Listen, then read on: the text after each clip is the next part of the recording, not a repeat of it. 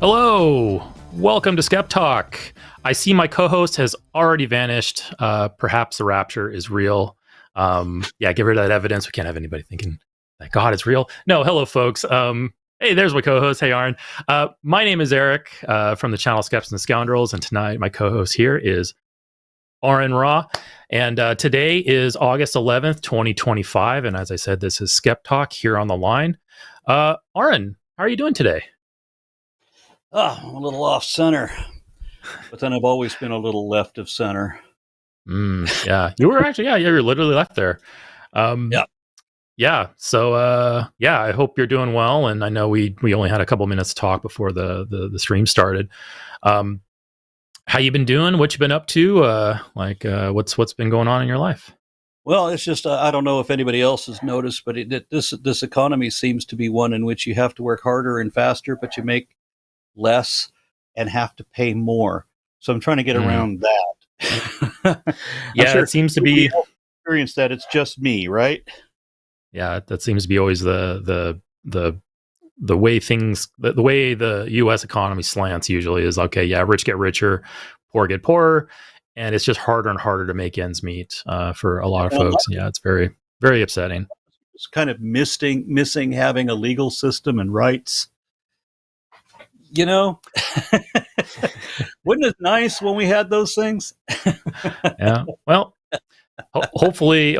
I mean, I think the arc of the world, at least, with the United States, it's always been like 2 steps forward, 1 step back. So I think overall we generally head in the right directions. But when we take those step backs here and there, it's frustrating. But I always hold out hope that it'll eventually self-correct because that's just the pattern that we've established. And I have no reason to think the pattern won't hold unless something drastic happens. But anyway, I'm glad you're here. Folks, this is a live call-in show. Again, this is called SkepTalk. And we have these every Monday here on the line. This is a show talking about just general skepticism, science.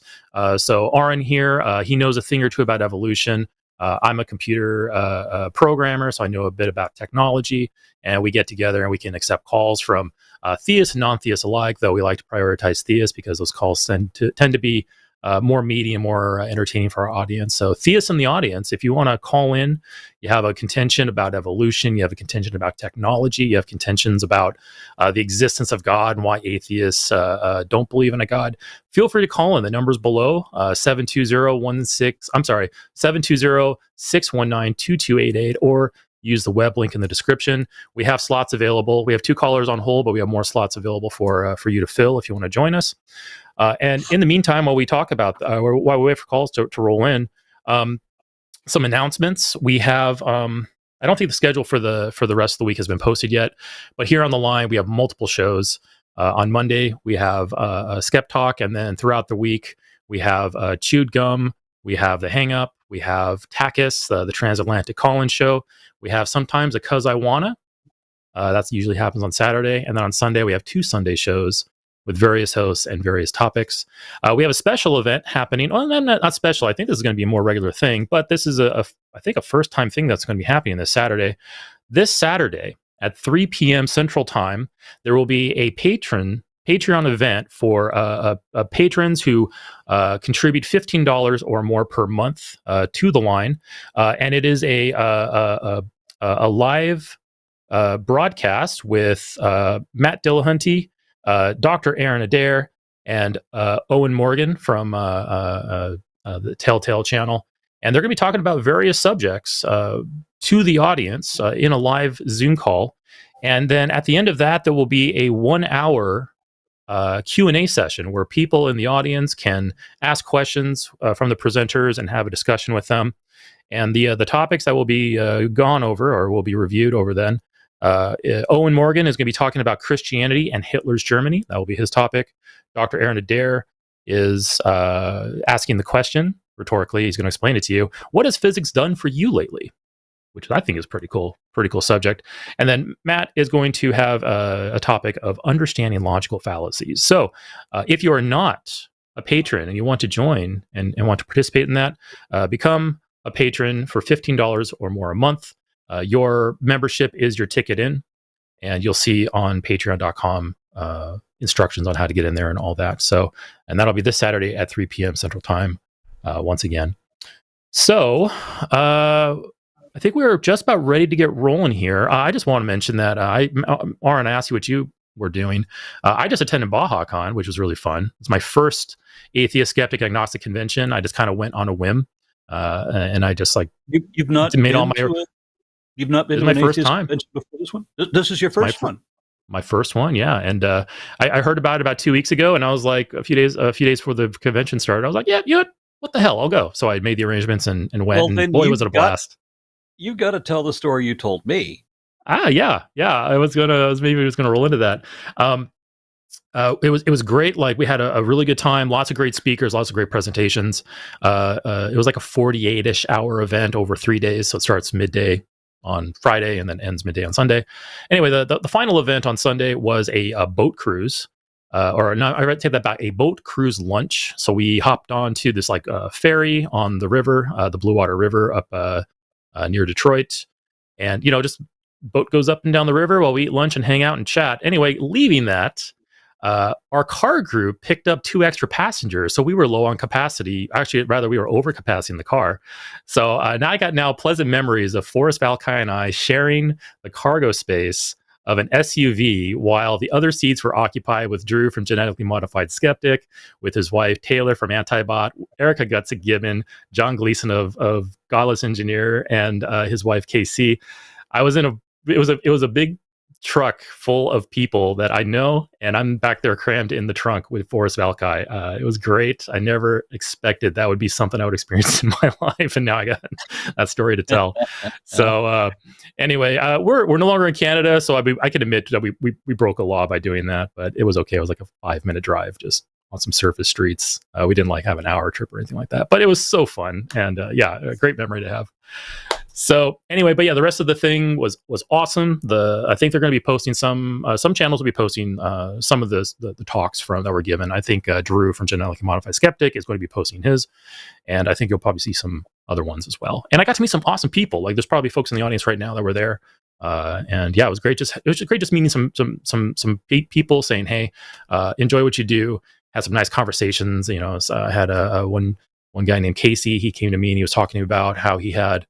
His ex-girlfriend was, an ex-Jehovah's Witness, which I have some insight on, and had some back and forth about kind of what dynamic was happening there, why certain things happened, and kind of where like XJWs come from, because XJWs come from generally, like, especially, I'm a prime example, come from a very stilted upbringing where you don't get experience in very basic like human things like dating or holidays or anything like that. So yeah, it was great. Great having those conversations, great exchanging ideas, and just getting to know some people and putting some names to faces. But anyway, I'm surprised that you've never been to an atheist convention before. I mean, I've been very lucky that I had such a busy schedule for like a decade. I was at a different convention, conference or rally like every month for a long time.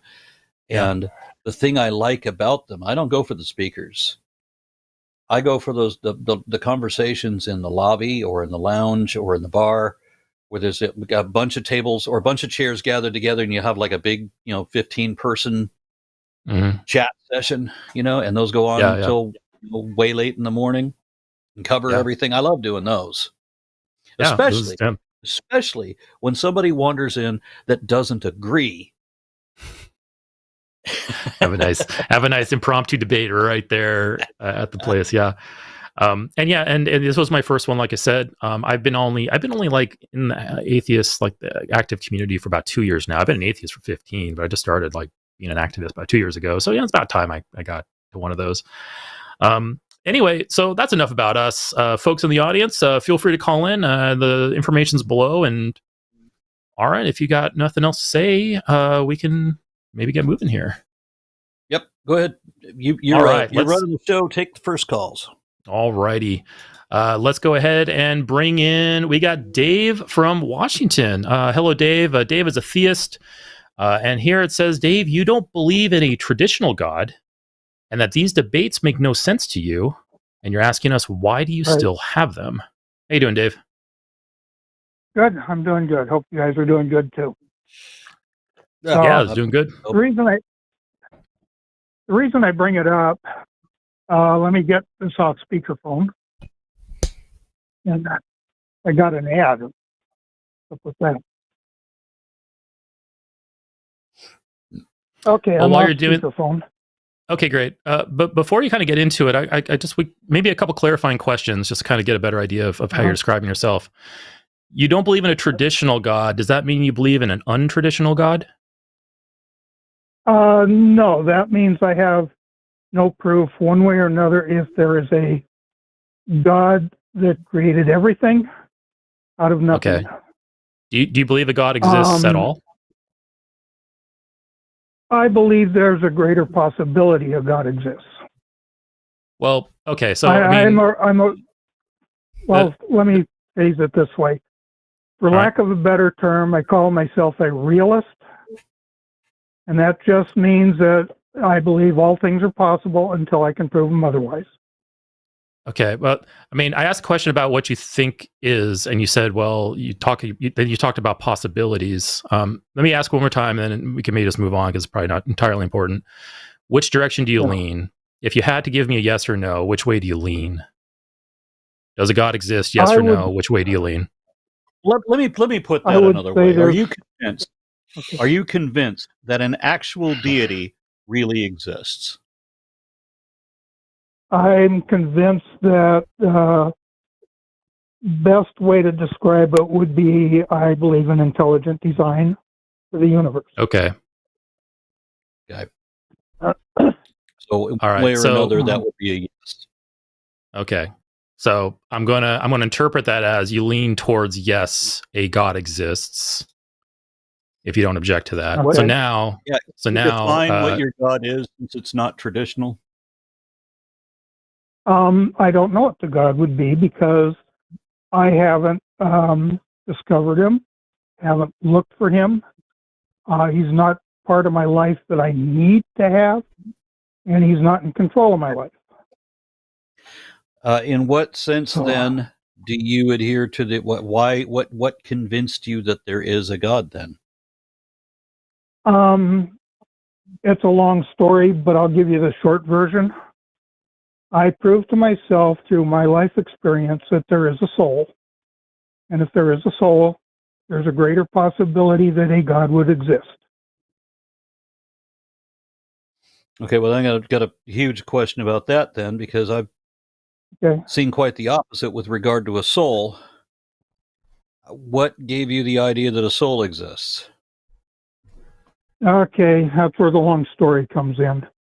About second grade, I had really bad skin allergies. And to get it so I can sleep, I had to I taught myself how to meditate. And on a whim one day, I decided, I'm sure you've heard of astral traveling. Yeah, I was big into that during my transcendental meditation phase. Oh, okay. So I decided I was going to try it. And it worked. What do you mean it worked? Like, what worked? It works. What way? I sat up, looked around the room. I had it completely pitch black. Absolutely no light was in there. I sat up. I could see all the rooms completely clear. It was all ambient light, no light coming in from any place. And I turned around, saw myself laying on the sleeping bag I was laying on at the time. I fell over backwards as if somebody pushed me over. And when I opened my eyes real quick, my feet were sticking straight up in the air, as if I had been sitting up, and I just went over backwards. And that was basically all I needed to prove there was a soul. I was able to meditate on it, separate myself, and that's all I needed. I haven't been able to hold that kind of concentration since then. So a one-off then? I used to. Yeah, it was a one-off. I didn't need to try it anymore. I proved what I needed to prove. But like I say, that's all circumstantial evidence. You don't accept that, which is understandable. It's not only subjective, but I've had that experience myself and came away from being convinced that there is no soul. because we have Well, reasons for there being no soul. Now, we've had lucid dreaming. I've done a lot of research on transcendental meditation. I used to do it quite a bit. yeah. I've worked with a number of people who were into astral projection and so forth. And the frustrating thing for me was finding out that the vast majority of them are just doing lucid dreaming and then exaggerating that. I had a friend. I know the difference. I've had lucid dreaming. Yes. Have to excuse me. I had COVID a while ago, so. But I've had lucid dreaming. I know what that's like. I can control the outcome of my dream. It's not a big deal. That's not what I'm talking about now. I can control where they're. So right. to give you an idea, but I wanted to put. I was working with this girl that was into TM as well back in high school, and so she said she's gonna leave her body that night. And she's gonna come visit me. Uh-huh. And she doesn't need to know where I am geographically because she can just find people by thinking about them. Okay. So we'll do that. Yeah, I never got that far into it. I go to spend the night at a friend's house. So I'm trying. I got into the occult seriously from a scientific perspective. I'm running as many experiments as I possibly can. And it would it would never be correct to do one thing one time and say, well, that's good enough and I don't need to do it anymore. That's why I say I'm not trying to prove anything to anybody. It proved it for me. I understand that. So I am trying to make sure that this is all really real. So I go to spend the night at somebody else's house, and then just to make things more unusual, he's got two beds in his room. I turn one of them sideways, perpendicular to the other one. And we take one of the box springs off of his bed and we put it on the other bed. So now we've got one bed that's stacked 3 high and one that's only 1 high. And they're perpendicular to each other. And then he's got this big reel-to-reel tape machine against the wall, which becomes important later. Meet the girl in school the next day and ask her about the situation. How does she report? Yeah. She accurately reported that I was not in my home, that I was sleeping at a different level from the other person in the room, that I was sleeping in a different direction from the other person in the room. And she said something that looked like a mechanical owl or a machine that looks like an owl, and that's perfectly what a reel-to-reel tape machine looks like. So I thought that was a very good test, and she passed with flying colors. However, that very person, no longer believes that she actually did that. Well, that's like I say, it's a personal experience, and however they decide to interpret it is up to the individual. That's the problem. I mean, from what I've even when you do something read, and even when they passed the test, and she did, I thought it was stellar. But she can't maintain belief in this anymore. She's she's full on atheist now, and gave up on transcendental meditation ages ago, before I did. Yeah, and that's fine on her. I mean, but the military right now is doing tests, and they have been doing tests on the same kind of thing for years. They used to. They gave up a long time ago. No, they didn't. They still do, actually. Well, they were never able to find anything substantive. They were never able to show that there's a there. Not one time. Not publicly, no. Okay, so secretly. Yeah, because we got privileged information. Well, no, just not. Yeah, we got that all over the place. My dad used to work in a privileged area. So okay. They don't tell you everything they got. All right, so we're going to go talk about the conspiracies that they are involved with? No, I'm not talking about conspiracies. All I'm saying let's talk about intelligent design then. What leads you to believe in intelligent design? From the research I've done just on my own, playing around with math a little bit, I'm no mathematician, trust me. A lot of the universe is made up in ratios. Like you got the Fibonacci sequence, the golden ratio, the Pythagorean triangle, 3, 4, 5 triangle, right triangle. everything is a ratio, and it can be defined that way. Somebody, somehow, and I won't say it's a God, but some intelligence, whether it's a physical intelligence or not, had to put something in there to make it work. Why? What? I mean, Why? Yeah. Why do you say that? That's a huge leap. You would have to show me proof positive that this can happen on its own, and there's no proof of that. You would have to show you proof positive that there's a God? Yeah, Dave, you're doing something called shifting. Let me ask you.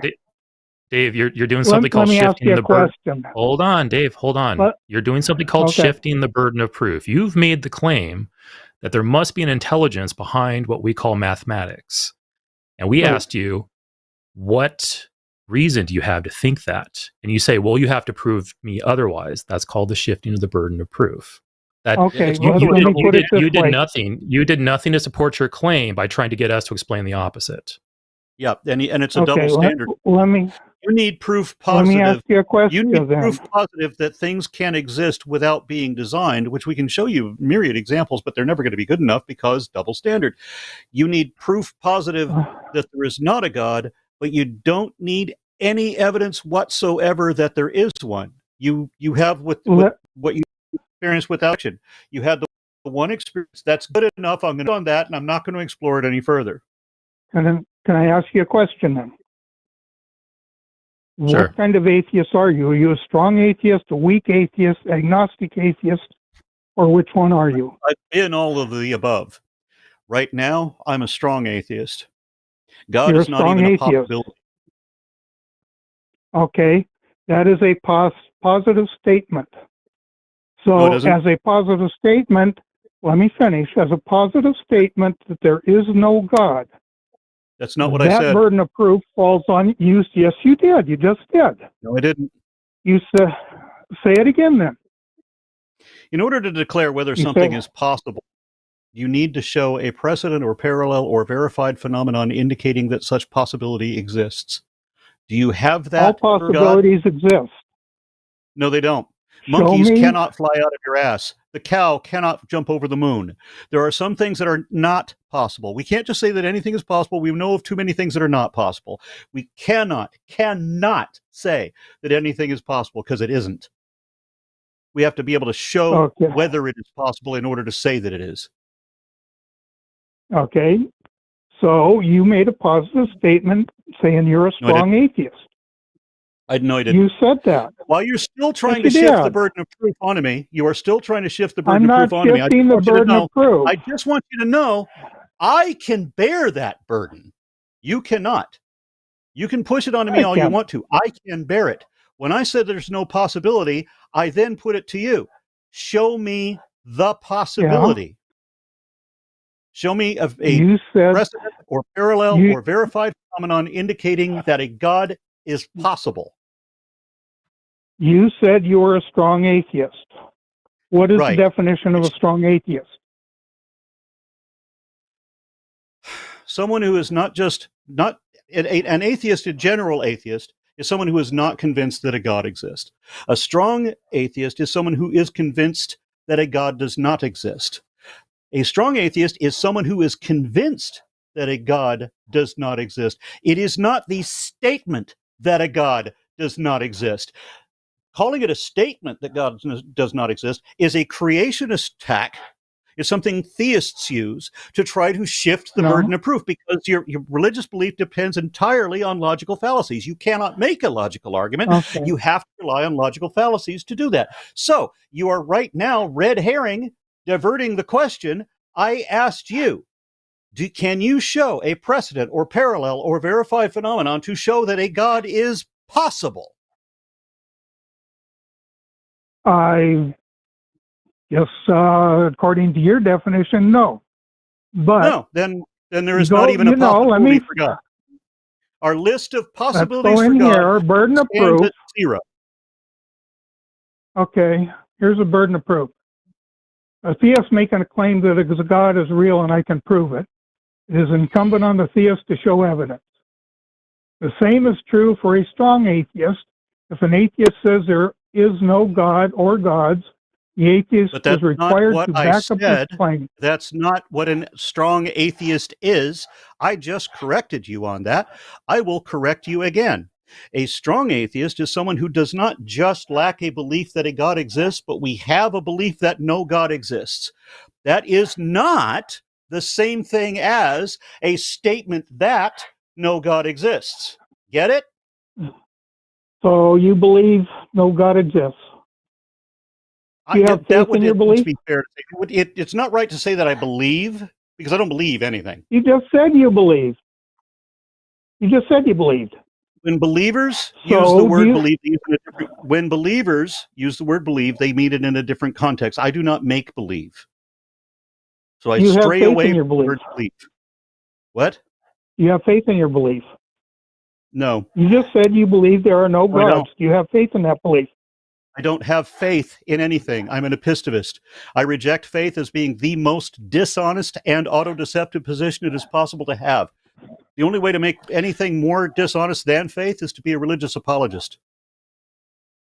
No. Go look So, up Yes. the definition of faith. So, I Faith have so is looked up the accepting definition of something faith. I as can true provide it to without you. proof. I wrote an article of about 3,000 words explaining what faith is according to every possible source I could find. If you'd like to see the 3,000 word article on that with all the citations, I can provide it. But do not tell me to go look up faith when I've already done the work you will never do. I already did. No, so, you Faith didn't. is believing in You're something telling is me true things that are without first evidence. level. You're telling me things that are first level apologetics. I'm way beyond that. Look, Don't tell me to catch up to first grade. so if I can step in here for a moment, I was on my flight back yesterday from the Detroit area. I was reading this. This is an older book. It's called The Atheist Debater's Handbook, and actually there was a paragraph in here that this conversation reminded me of. And if you don't mind, I'd like to read it here because I think go perhaps ahead. Dave, this might answer your question pretty succinctly. And I found it here. Atheism can be more positively defined in the following way. We can properly claim to know that many things are not so if reasons have not been offered to support the claim that they are so. So in the case with God, having a strong atheist position about God is saying, I know there are no gods there because we don't see good reason to believe there are gods there. Going on. For example, I am to claim that I know my friend Frank is not at home precisely because there is no reason to believe he is at home. There is no noise coming from his house. The lights are out at the time when he's usually awake. His bed is empty, and so forth. Everything seems to count for my belief and nothing against it. I could discover that I was mistaken, but the possibility of error exists for virtually any knowledge claim one might take. So in the case that Okay. we call, like in the case, I don't want to put words in Aron's mouth here, but perhaps this is a different way of viewing what his position is. Correct me if I'm wrong here, Aron. Aron's a strong atheist because he knows no God exists. And he supports that by saying, we do not see. To the same degree and for the same reasons that I know no leprechauns exist. Yeah, we see massive lack of evidence for these claims, so we can claim to know that no gods exist. We Now, also, it's I'm- not that I'm- we don't have evidence of them, it's that we also have evidence against it. Yeah, we have evidence against many specific God claims. I would say if you were to ask me the question or winding back to, okay, are you a strong atheist or a weak atheist or a strong atheist, soft atheist? I would say it depends on the God claim. If it's just the most general, generic, vanilla deistic God, I would call myself an agnostic atheist or a weak atheist. But if you narrow down the definition down to something more specific like Christianity does, then I can call myself a hard or a strong atheist against that. Okay, there's a reason I asked the question. And the reason is when my mom and I used to argue about God, no God, I'd take one side, she'd take the other, and then we'd reverse them to see what we came out with. I was doing this back in the 60s. The conclusion we came up to is nobody knows, nobody can prove either side of the argument. You know It's what a that waste tells of time you? argument. You know what that tells you? It tells me that it's a waste of time argument. Yeah. Atheists aren't right, deists aren't right. Falsified, then it provides no information. There's no reason. Having no reason to believe something is a pretty good reason not to believe it. Would you agree? No, I don't. No. Having no information that you can rely on to prove something. If you use your flying spaghetti monster all the time, I kind of like that one. You have to. I've listened to you for about 5-6 years. Yep, but I don't. I've been to a POSTicon, I think twice, but I don't make reference to the flying spaghetti monster. I use different arguments. And by the way, I just looked up that article.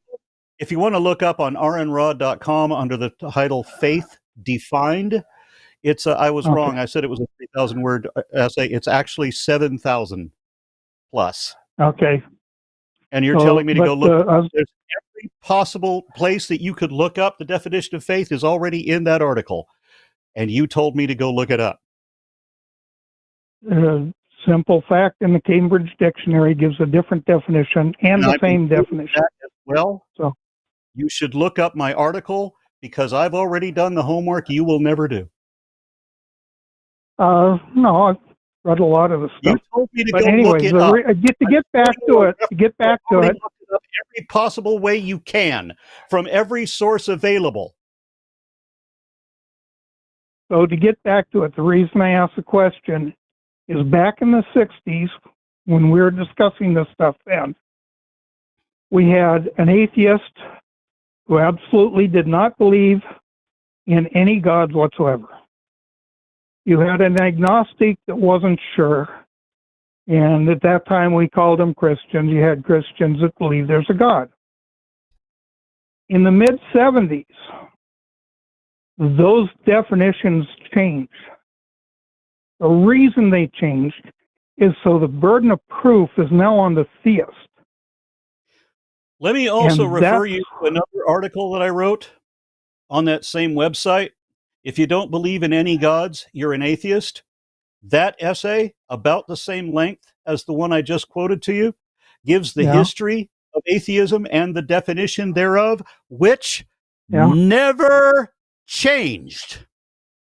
Now, as a result of Thomas Huxley inventing the word agnostic, there were a handful of 20th century philosophers who did try to change the definition of atheism from a lack of belief in gods to the statement that there is no God. There were a handful of philosophers that tried to do that, and some philosophy students still carry that. But then other philosophers argued against that. Every single atheist organization there is uses the original definition that was already in Webster's 1828 dictionary before Huxley made up his other word. So the definition is today what it originally was in the 1700s when the first people to identify as atheists, both of them, wrote down what an atheist is as somebody who does not believe in a God. And then both of these guys came up with a different word for people who also believe there is no God. Don't tell me about this when I've already done the work. Yeah, don't think I did the work. I went to the atheist website, and that's where I got these different definitions. I gave 2 citations for multiple 1,000-word essays that were heavily researched. I can show those. You can read them right now. All you can do is take me back to when you were in elementary school talking to somebody that doesn't matter. While you're telling me, this is the thing I'm upset about, you're telling me to do the research you've never done. And you're showing me that you've never done it. You have no idea. I'm telling you that your research could be wrong. No. You have no proof that your research is right. Research is wrong, and we can prove that. I have already done so. You said that the definition of atheism has changed. No, it fucking didn't. And I've already proven that it didn't. No, you gave me your citation that it didn't. So therefore, you don't know if it did or didn't. I am right. Look up what the definition of atheism is in the Webster's 1828 dictionary and see that I am right again. Don't tell me to do the work I've already done when you've never done it. That is hugely insulting. No, actually, like I said, I'm about, the only thing we got in common is we're born on the same day. About 10, 12 years apart or more, almost 20 years apart. So I'm sure you probably got other things in common than that. So Dave, I think we might be at the end of the conversation here, but so from what I've gathered, you are a theist. You just believe in a very general God. While the debate doesn't make sense to you, the reason it makes sense to us is because I think it is important that what people believe is as accurate as possible. I think it's important that we should remove irrationality and bad logic out of all of our processes, because that affects what we do in the world, how we vote, how we do, treat others and all that. So, and you can nitpick over whether we have like the ability to definitively declare God as not existing or not. That doesn't really matter. The conversation is still important. Well, that's, I guess, on my final statement would be the fact that we're here on this planet, in my opinion, to make the world a better place. And I have told Christians, other people of other religions, how I believe, and they have no problem with it. That's fine. But Other here's the thing. people So apparently do have a problem with it. I don't so care Dave, what somebody believes. All that matters is why they believe it. It doesn't and Dave, matter. there's a lot of people. Dave, there's a lot of people. Prove it. It does matter why you believe it. Dave.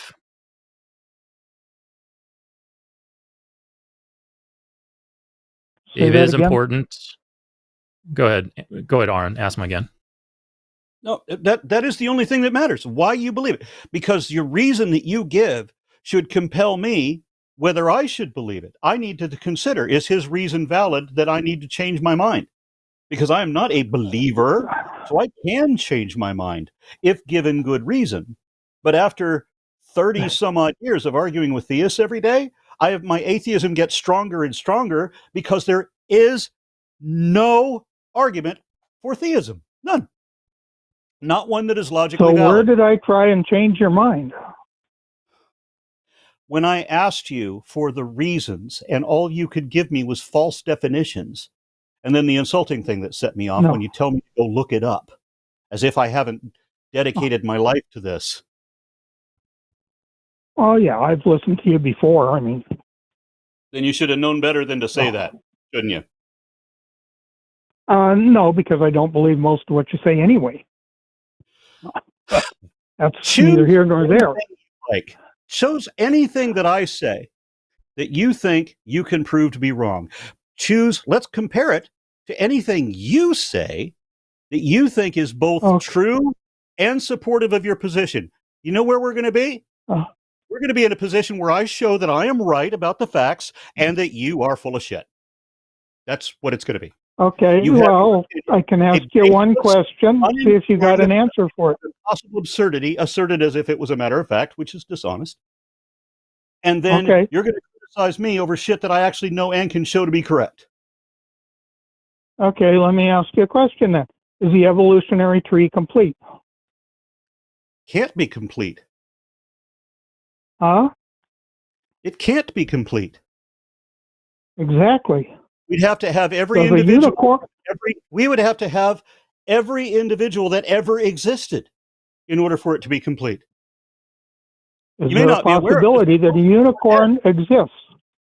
What? Is there a possibility that something like a unicorn exists? We know that unicorns existed. Okay.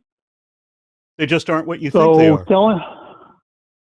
I know what they are. I mean, I don't know the name of them offhand without my notes in front of me. No, you don't. Oh. But that's a phrase I've heard from a lot of atheists about, I got a pink magical unicorn in my kitchen. So sounds like something you're going to hear a lot. I bet the people that you were talking about, though, we're not studying the Bible to understand that what the phrase they're using for unicorn is not, much to my surprise, it is not Rhinoceros unicornis, which is the Latin name for the Indian rhino, which fits Job's description really well, actually, when you think about it. But the unicorn they were talking about there was a mistranslation. It actually referred to an animal with two horns. Something closer to, but not identical to, the aurochs. Okay. So, if that's the case, is there any case where a single-horned animal Let's just that focus could on have one looked thing. like a corn? Let's focus on one thing. Well, You said, is the phylogenetic tree complete? You understand that the No. reason it cannot be complete is because we would have to have absolutely every single species that ever lived, and you understand that most of them have died, right? You betcha. Right. So that's why it can't be complete. Is it accurate? Definitely. Definitely yes. And we can prove Some people are questioning that now, and they aren't some just yet. people who don't know any better do want to question. Yeah. But if they're looking at facts and data, then we can prove the point. Is it accurate? Yes, absolutely it is. Terry, what's the oldest DNA ever found? The oldest DNA ever found, I think it was from a woolly rhino from 21,000 years ago. But you understand that Mammoth. Carolus Linnaeus. There was a mammoth from a tooth about 2.5 million years ago. I don't think so. But even if there was DNA at that age, if there was any DNA to be found, you'd have like a codon. You wouldn't have enough to do anything with. Not that it matters, because you're trying to distract from the point. You're trying not to know things. This is what you have to do to defend faith. You have to make sure you remain ignorant. On phylogenetics, when Carolus Linnaeus pieced together the phylogenetic tree, he was a Christian, a creationist himself. He lived a century before Darwin. When he pieced together the phylogenetic tree and realized that it was a family tree of a descendant hierarchy, he had no way to explain that. Mm-hmm. He knew that this could only be what? Darwin had the same thought. No, Darwin did not have the same thought. Darwin answered the dilemma. Carolus Linnaeus put out a challenge to the scientific community, and Darwin answered it 100 years later. Yeah. So on the Galapagos, did Darwin discover evolution, or did he discover adaptation? What is the definition, the biological definition of the word adaptation? I suggest, since you are a beginner who doesn't know dick about jack, then maybe you should go to an introductory primer for beginners like yourself. In this case, I would suggest Berkeley University Evolution 101. The definition they give for adaptation is that it is evolution directed by natural selection. So when you want to say, is it evolution or is it adaptation? You're saying literally, is it evolution or is it evolution by natural selection? You don't know what words mean. Why don't you figure out a clue before you get into a discussion like this? What is the difference then? What's the difference between all the birds on the Galapagos were finches, all those birds can still mate with each other. They just have different species. But it wouldn't matter if they can. Everything I read by Darwin said they could. Evolution is they may not. Biodiversity. You understand what biodiversity is? Yeah. How one original species becomes 2, becomes 4, 8, 16. How did the original species start then? What do you mean? The original finch? I did the original. The evolution of finches. Do I need to refer that to you, because it kind of in depth? No, I'm talking about life itself. What? I'm talking about life itself. Where did it start? How did it start? It always has to go to how did life start, because you realize that, hey, he knows what he's talking about the phylogenetic tree and where all these birds come from, and that finches are all passerines. You're dodging the question. Passerines are all neonates, and neonates, along with the paleonates, are all still in the aviary, and that aves are all a subset of Maniraptoran dinosaurs. I can't get into that. Let's just all jump all the way back to the only thing that I think that science doesn't have an answer. I'm going to cross my fingers and hope that science doesn't have an answer, and we actually do have an answer. But if you can't understand what's the answer? You're definitely not going to understand something really complex like the origin of life. I suggest the answer one lightning strike on a mud puddle. Where you run all faces. If you gotta stop and ask, stop and look at what you're asking here. Okay, evolution. The only thing the theory of evolution covers is how life changes over time. That's the entire scope of it. Okay. And You're asking how did life. No, stop, evolutionists. Dave, Okay. stop for a moment. Slow your roll. Listen to me. Evolution scoped only to how life changes over time. You've now asked a question about how did life begin, which is outside of that scope. So you're not like, really. we call it, and Yes, yeah, really. it is absolutely. Entirely You're asking. You're trying to compare how a car operates to how a car was built. Yeah, You are outside the scope of the subject there. I can answer this one too, but it is a separate topic. It is unrelated, an entirely different set of processes than evolution. Evolution is much easier. If evolution is beyond you, abiogenesis will be way beyond you. Okay, The so hypothesis, Dave, evolution says that all. Tell me what evolution says. We got to hear this. Yeah.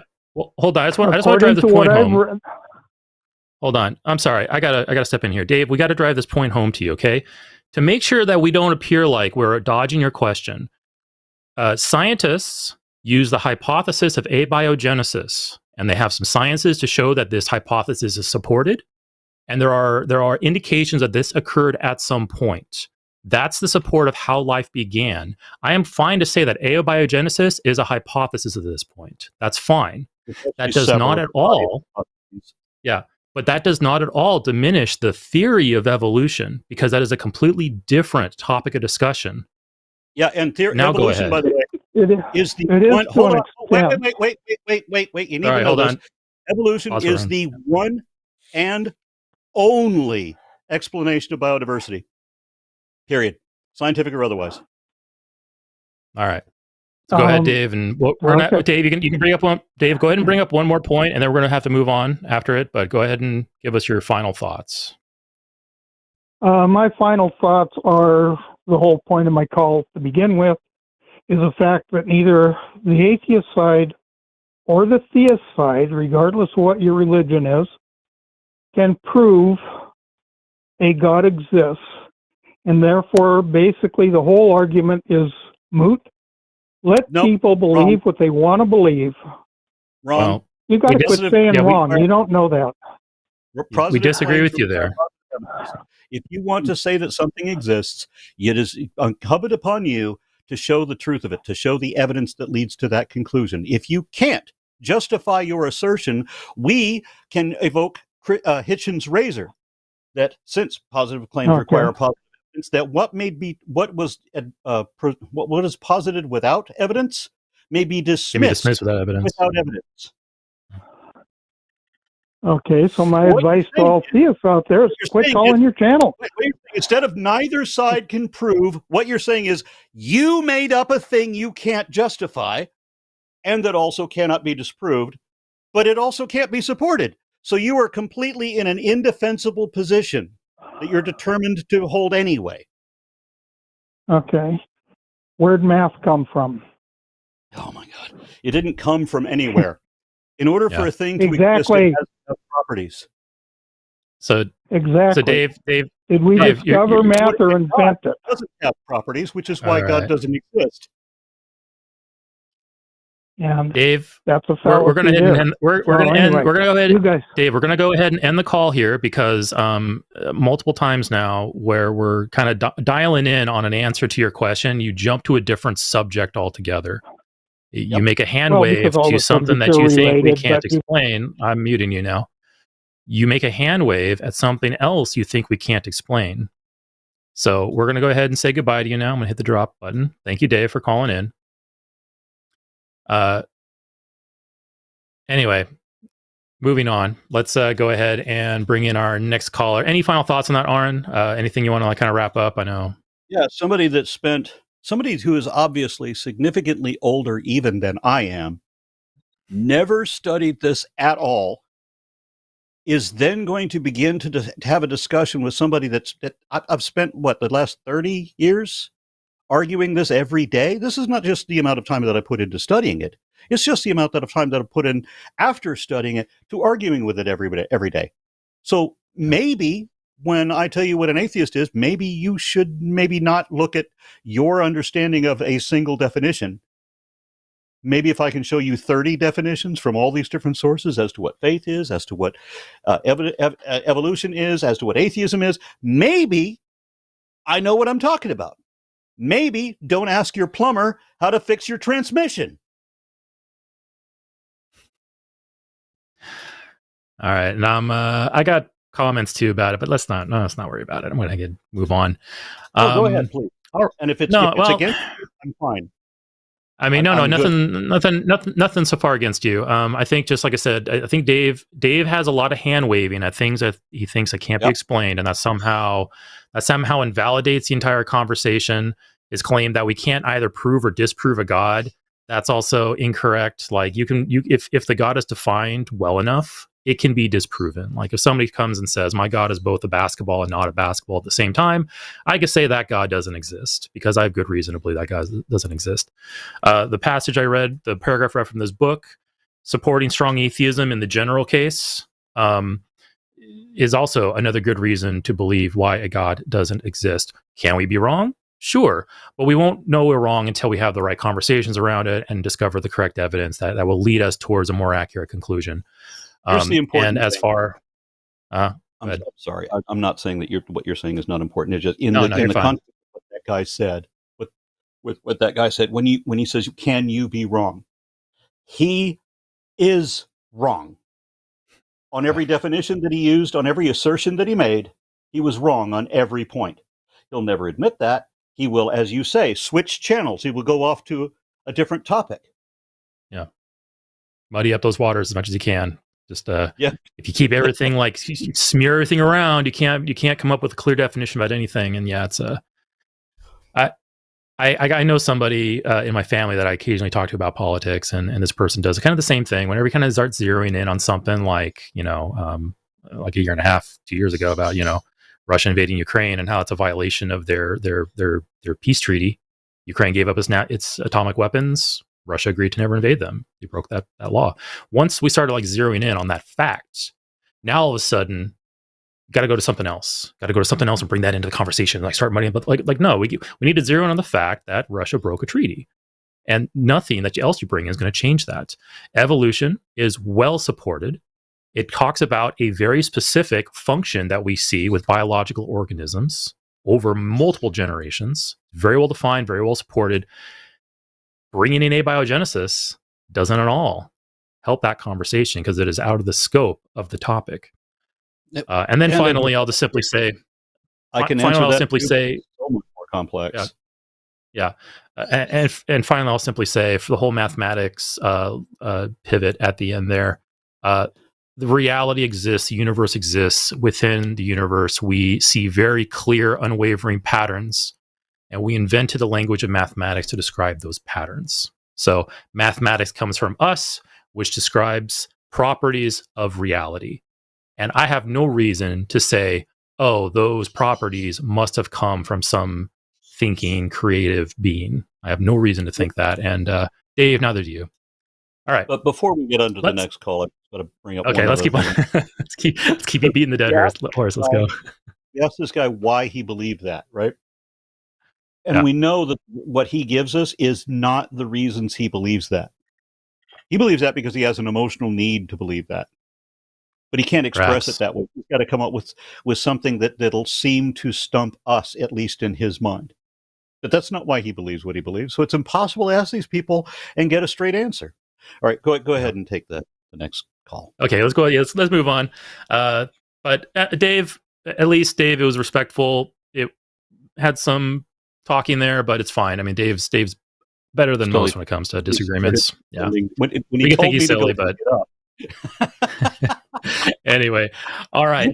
So I'm going to bring up another theist, and then I'll bring up our first atheist. So Michael, the atheist in the wait, please be a little more patient. I will get to you. I don't want you to feel like you're being ignored. I'm bringing up Dawson from CN. What is CN? Connecticut, Hello. I guess. Theist. Hello, no, Dawson. He says, I'm from Canada. Oh, Canada. Okay. Canada, sorry. All right. I should start doing what Forrest does and just come up with funny names for these initialisms, because I am horrible when it comes to state and but anyway, it says here, Dawson, that yeah, you're asking the question: can the Christian faith be reclaimed under a different title for progressiveness? Yeah, I'm along those lines. It's interesting just hearing the previous conversation about evolution, because like I'm a biologist, and so I found that all very interesting. But yeah, I would consider myself to be a progressive Christian. I don't know how much of my story I want to hear, but I definitely don't believe in like the God in like the evangelical sense of, you know, he's all knowing, all powerful everywhere, and, you know, having to go to scripture and to protect it. But I think that we have put God in a very small box when we do that. And so, and I honestly don't think when we look in the Gospels, for example, we see a very different way of how faith was lived out. And so I was wondering if we were able to redefine what faith means, if it only meant to love your neighbor, to love yourself, and make the world a better place. Would you guys be open to that sort of way of life or faith rather than having to, I don't know, argue over what faith is right now in the evangelical sense? I don't know if that makes any sense to you guys. That's kind of something I've been thinking about. Are we arguing about the definition of faith? Yeah, I guess so. I mean, right now, as it's culturally defined, especially in the Western world, it has to do with Western evangelicalism is, you know, the Bible is inerrant, and, you know, there's a lot of authority placed upon it. But, you know, is there any value if you were to? I'm sorry. Sorry, go ahead. There's so many different ways I can phrase this.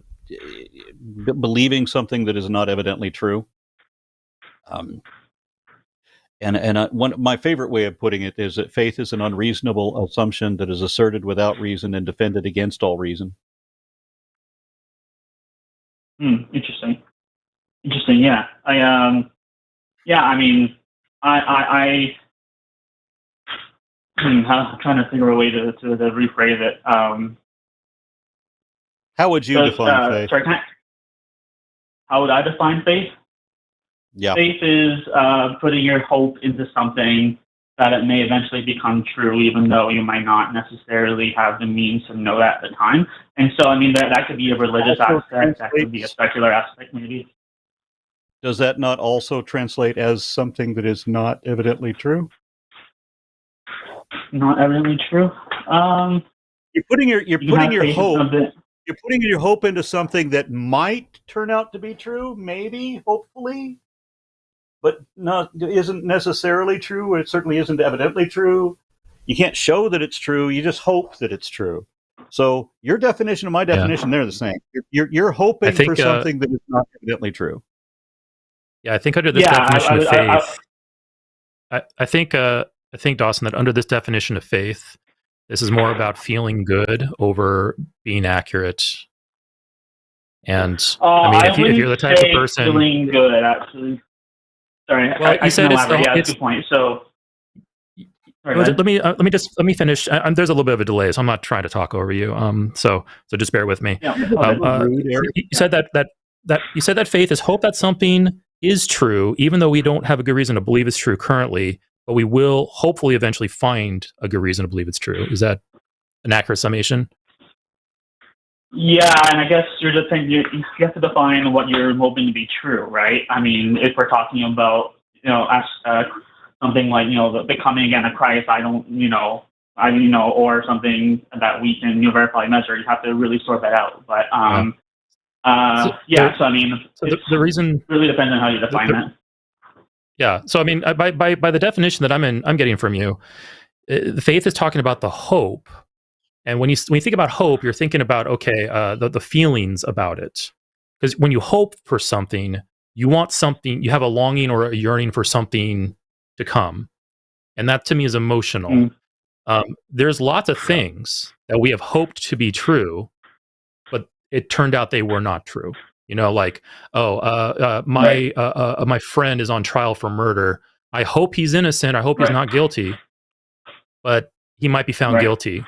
So the faith itself isn't, while it offers some emotional comfort, it does not offer any actual like practical utility or practical way to determine what's true or false in our world.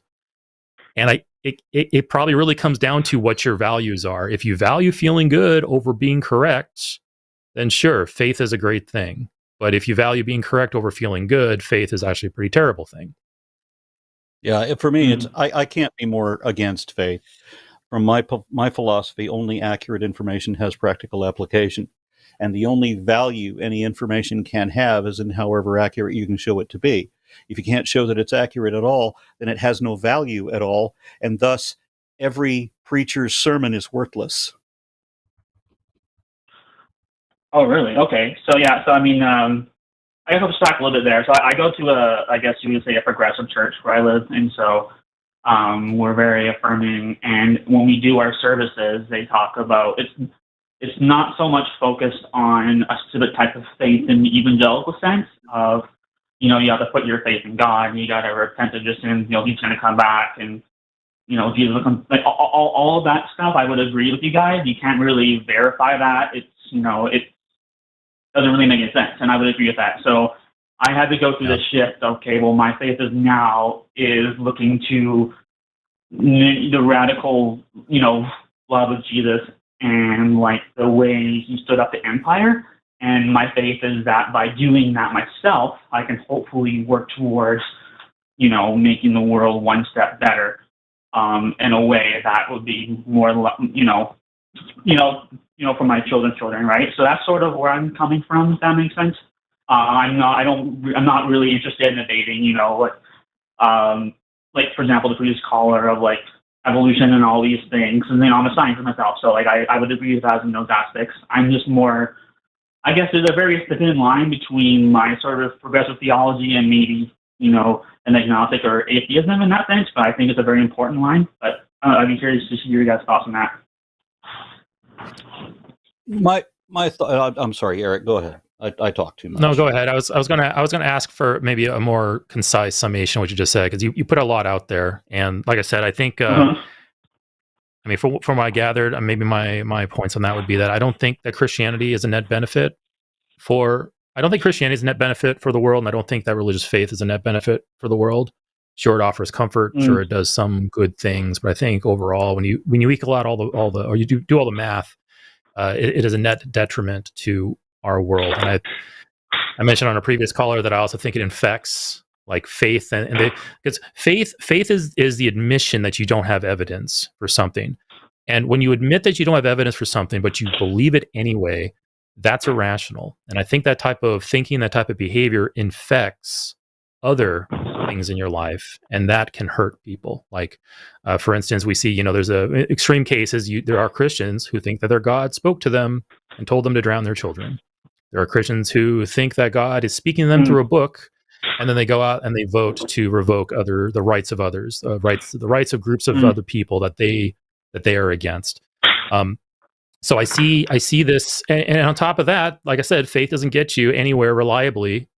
Faith doesn't get you to an accurate conclusion reliably. No, not there's one other at all definition whatsoever. Of faith, one other definition of faith we should go out there. I remember a professor of philosophy who did a speaking tour on the notion that the faith is pretending to know things you don't know, and I agree he's correct about that. Yeah. Faith, it's kind of like a puffer fish. You know, the fish is trying to show, hey, I am much bigger than I really am. And I think that faith is kind of the same way. It's a person saying, I am more certain than I really am. It's kind of a, like I said, it's kind of a false thing. It's saying, I know I lack this that we all accept for other things, so I'm going to substitute something else in there. And look, it's an appropriate substitute, but it doesn't like work. It's kind of like trying to bake a cake, and one of the person's like, I don't have any flour, so I'm going to I don't know, substitute asbestos. It's like, it doesn't quite work. That might be kind of a slanted analogy, but it's kind of like that. Like any white powder that I can find. Yeah. Rat poison, lime, cocaine, whatever you want to put in there. But yeah, so I mean, we know evidence works on everything. Like evidence, proper evidence will justify any belief. So I don't see why we should give faith, or why we should give religious claims or religious belief a pass on that. So yeah, so I know, yeah, for the record, I would say that like I agree with all the things you've said there in terms of like, you know, the religious conservatives that do all these crazy things. I would agree. All I'm saying is there are obviously there's a lots of I do, for example, I view scripture as a mythology, as not literal at all, and more of a wisdom book. And you know that's how I'm trying to guide, you know, my life per se, you know, to the best I can. And you know, religious institutions, you know, they do offer space where people can have community. And I'm aware that there's a lot of harm that comes from them. I am fully aware of that. But you know, in terms of the church that I am attending, you know, it's a progressive space where affirming of everybody, and it's a safe space where we're able to have some community to sort of wrestle with like questions of like what does it mean to be alive, the human experience, and all of those things. So, so Dawson, maybe I can ask you a question here. Yeah.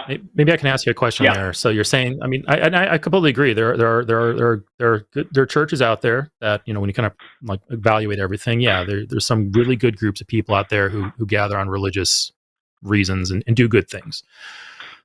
Yeah. Is there anything that your religion, your religious group, or any religious group can do that requires the religion? What do you mean by that? Requires religion? You know, like, is there like let's have two groups here. We have Group A, which is a religious group, and we have Group B, which is a non-religious group. Group A feeds the homeless and the poor. Group B feeds the homeless and the poor. Group A has community and friendships bloom, and you know, camaraderie, and they do like game night and they have fun together. Group B does all the same things, and I can list off just about any activity, positive benefit that both groups are performing together. And I'm asking you, is there some type of positive thing that only the religious group can do that the the non-religious group can't? No, and there you go. No, I don't think so. But the funny thing is, if you actually look in the sorry, I just want to mention one thing. Go ahead. But the funny thing is, if you actually look in like the especially in the book of Acts, you know, the very meaning of having faith was just being in community, sharing all your possessions, and making sure that everybody was cared for. Like that was literally the definition of what faith is in those early days. And so what I'm saying is that it can be reclaimed faith so that, you know, whether or not it's a religious group or not religious group, it doesn't really matter how we identify it. If we can all just sort of be in community and make sure everyone is sort of taken care of and all that, right? And so whether or not it gets defined as described it. This is the first time I've ever heard faith described as communism. Yeah, but let's just roll with that and say, okay, let's just roll with that, Dawson. So this kind of ties in. So the question I asked and that you did answer, and what you just said really does tie into your original question here on the call. You and I both agree that both groups can do the equal amounts of good. There's nothing that the religious group can do that the non-religious group can't, which tells you that the religious part is not necessary. And if you go by that, but here's the thing though, if you go by, because anything the religious group does, a non-religious group can also do, and there are many other non-religious groups which do those things. So the religion's not necessary. The faith is not necessary. And if you're saying, okay, the Bible defines faith as being good to other people, that ties into your original question. Can can Christian faith be reclaimed under a different title for progressiveness? And that title is just be a good person to others. No faith is required. No religion is required. Be a good person to others. Yeah. And so, I mean, I think another question is what do you think a perfect world would be, right? You know, I think perfect world is where everyone has their cares and their needs are met and cared for, and like, you know, how all the basic necessities. Whereas, you know, if you ask a more conservative religious person, they would say a perfect world would be everyone believes, you know, this set of things. And so we're at this point now where there's a stark divide because religion is a very powerful tool to keep people under their umbrella. But I think to go towards a perfect world, as a progressive Christian or as an atheist, we can both agree that that's the spot where we want to go to. That kind of make sense? I guess. But if you were asking, like, what do I think a perfect world would look like? I'm not sure I could describe one, but perhaps my approach to answering that question would be I could take this current world as it is, and I can make it one step better. I can remove slavery, or I can remove poverty. I can remove sickness. Yeah. And then I can take it another step and say, okay, now I can remove, irrationality. And then I can remove corrupt governments. And I could perhaps iterate and step towards something more perfect, but I can't just outright say this is what a perfect world would be. So likewise, I would love to reform the meat industry so that it isn't quite so insidious. I don't know that we can get rid of it entirely, but we can certainly fix it. Yeah, replace it with synthetic, not synthetic meat, but artificial meat. That would be a great step forward. I would love it if we would just make our own food in a variety of different types. Yeah. Where we don't have to, we don't have to imprison animals in tiny cages and then slaughter them brutally. Yeah. But anyway, all right, Dawson. Hopefully we address your questions and everything. So you only been on for about 15 minutes. Do you want to go through perhaps some questions about whether you're justified in your beliefs or not? Or if not, we can end the call there. I don't want to. That's a good question. I have another. I guess I can ask a follow up to you guys. All right. Give us some thought. Do you think? Yeah. Is there any in terms of religious institutions? Do you think there are benefits that can come out of them that the atheist world or secular world could really benefit from? Because a lot of folks that come out of. Sorry, go ahead. As I mentioned before, the only value information you can have is in however accurate you can show it to be. How could but I guess baseless assertions of impossible absurdity possibly do anything? I should probably be more specific. I guess I'm thinking more in terms of there's a lot of tools that religion has. On Sundays, people get together and they're able to, yes, they sing worship, but there's community there and there's ministry that involve getting together and common goals and all of that I think the secular world really could benefit from, right? And so I think a lot of people we hear at the line. So Dawson, just to address what you just said, we here on the line gather every Sunday, twice in fact. We go out and we do good things in the world. In fact, I just came back from Baja Con. So we're already doing that. So there's nothing for us to learn from religion there. That's just something humans do. Here in the local Dallas area, we have the Dallas-Fort Worth Coalition of Free Thought, which is a collaboration of a couple of dozen different secular groups, Plano atheists and Fort Worth atheists and a number of other, and including the local chapter of Satanic Temple, which I think has changed their name to the Key Loving Atheists. I'm not sure, but they'll hold meetups at breweries and beer gardens and places like that, so everybody can have community that way. Yeah, I think your question can basically be answered by our previous part of the conversation. There is nothing. We both agree that there is nothing that religion offers that a non-religious group can't. Now we might be able to point to things that like churches might do better or more, but none of those things are something that we would learn. We can just simply say, okay, we can maybe do this thing better, but we already do those things. We can also point to things that churches do that atheist groups would not, because they are not things to do. Yeah. Right. Like I wouldn't, for instance, just for an example, I can't imagine an atheist group shunning somebody for accepting a blood transfusion to save their life. But I can find lots of religious groups that do that, including my old one. So, yeah. And that's the thing too, like religious groups, their rules, their rules and their community guidelines or their community values are driven by what they think a God has dictated to them through a book that has numerous interpretations and contradictions and all that. So, that's something that religions do that, non-religious groups don't. So, like, yeah, I can't, basically, in a nutshell, I can't point to anything that a religious group is doing that an atheist group can't.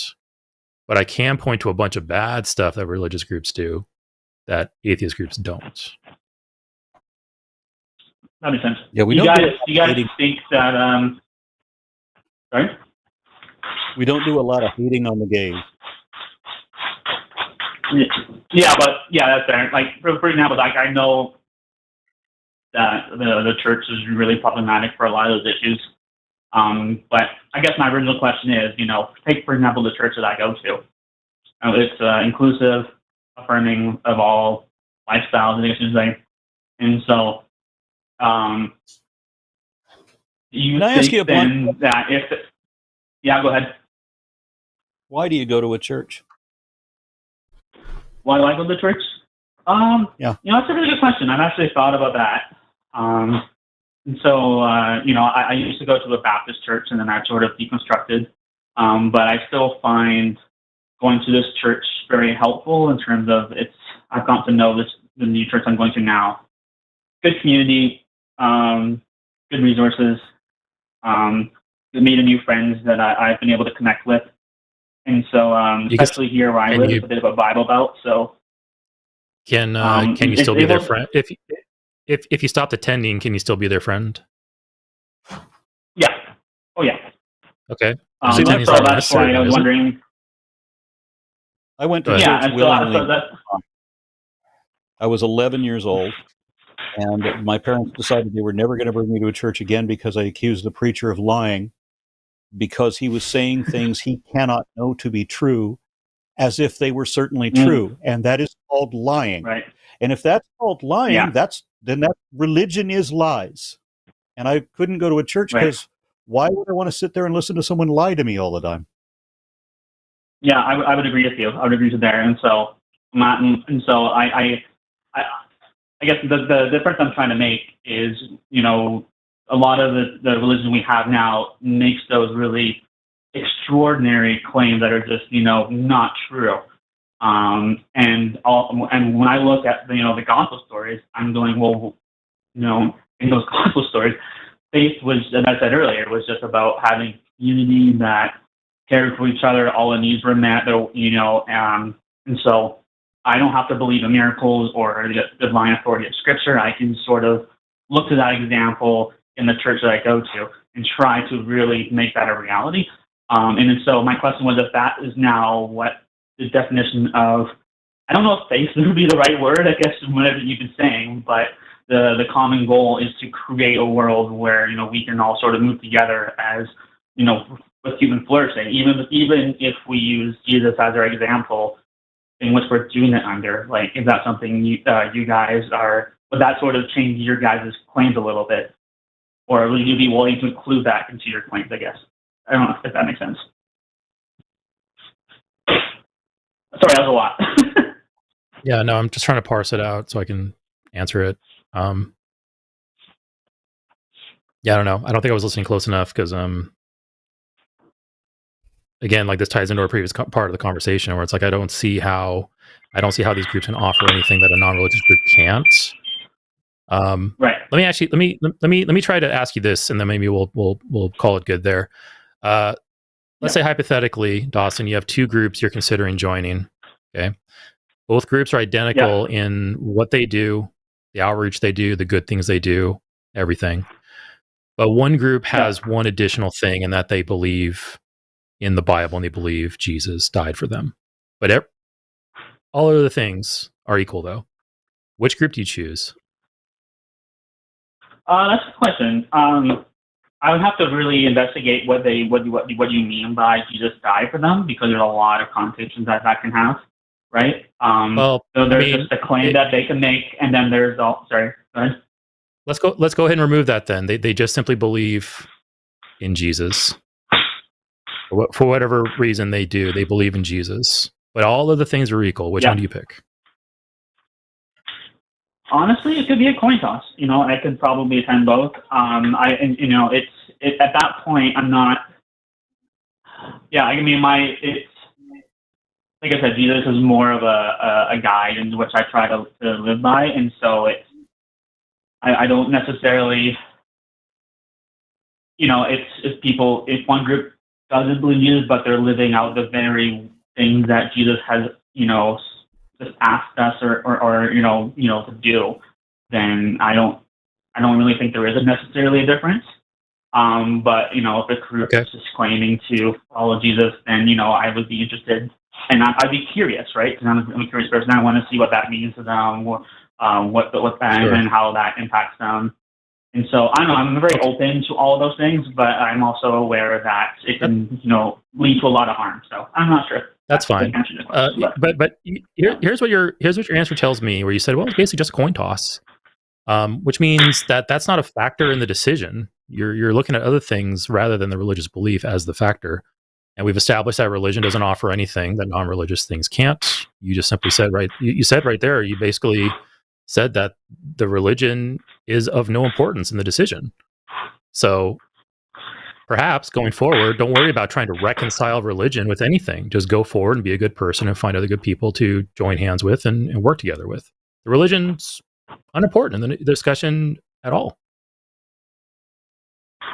Yeah, I mean, I would agree with you. That's the same thing that in the early times, in the early church, I think was built around that same principle, right? Of exactly that. And so whether nowadays that's called progressive Christianity or it's called atheism, I think that's what I think we all should be striving towards. And so, or just drop the religious thing altogether. Like I said, it's if the religion is not important and doesn't even factor into a decision, like I just posed you, just drop it. Yeah, it's the same way. Like if I'm looking at it's the same way. Like if I'm considering joining two different groups and they're identical in every way except one group wears nothing but green T-shirts. I don't care. That's not even why even bother having to reconcile whether or not we should wear T-shirts when we're doing good things. Why should we even bother about who worries about Jesus when we're all doing good things? Like it's not even part of the conversation at that point. Who cares? Yeah, I'll agree there. Anyways, I think we can wrap it up. But yeah, I appreciate you guys' time. Right. Yeah, that was a great conversation, Dawson. Thank you so much. And yeah, you have a good night. You guys, bye. Bye. Okay. Was that? That's better than the first guy. Yeah. I enjoyed the conversation, and I think according to the history of the call, because Dawson, we have like notes from your previous appearance. Your previous, you had some other topics, and I think you were labeled as an agnostic last time. Now you're a theist. So it sounds like, Dawson, I don't want to psychoanalyze, put words in your mouth. It sounds like you're going through some considerations about your status as a believer, and that's totally fine. It's okay to go from changing your labels as you try to figure things out and navigate this. If you're indeed like deconstructing or in the process of deconverting, that's all fine. I'm not criticizing you about that. But yeah, just ask yourself, if you're trying to hold on to a concept of faith or hold on to religion because that's what you grew up with, you have fond memories of religious groups, all those things, you might want to ask yourself, why are you holding on to faith and religion when in this call we've admitted, we both agreed that it doesn't offer anything to the table that some other source can't. It is not really a factor in certain decisions that you make. You might have emotional attachment to it. You might have really good memories, like I said. I went through the same thing. I have family members who also went through the same thing when they're deconstructing. Like they're like, I don't want to lose these benefits that I saw. So there might be some emotional considerations there, but if you can set those aside, put them on the shelf, come back to them later, ask yourself why. Other than emotions, other than they make me feel good, why am I trying to hold on to this? And if you don't have a good reason, theist last time, I just think it was like an agnostic theist, and so it's just different screeners have different preferences for how they label it. Okay, I'm not sure if anybody heard Jimmy, but said that perhaps agnostic in the previous call was not entirely accurate. So, but anyway, good call regardless. Let's go ahead and move on to our next caller here. I'm going to bring in an atheist just so we can not entirely treat them as second-class citizens here on the channel. Hey, Michael. Michael from Texas, atheist. How you doing? I hear something in the background. Michael, are you driving? Yes, sir. I'm driving. I got you over my Bluetooth. Is that okay? Or can you hear me? I'm okay with it. Yeah, I think our producer says no. We don't want to be responsible for an accident if it occurs. So tell you what, Michael, I'll drop you back down into the queue. If you can pull over and give us a wait, we'll come back to you. That's no, that's fine. I can pull over right now. Give me just one moment, please. All right, we'll give you a moment, 5 then. seconds.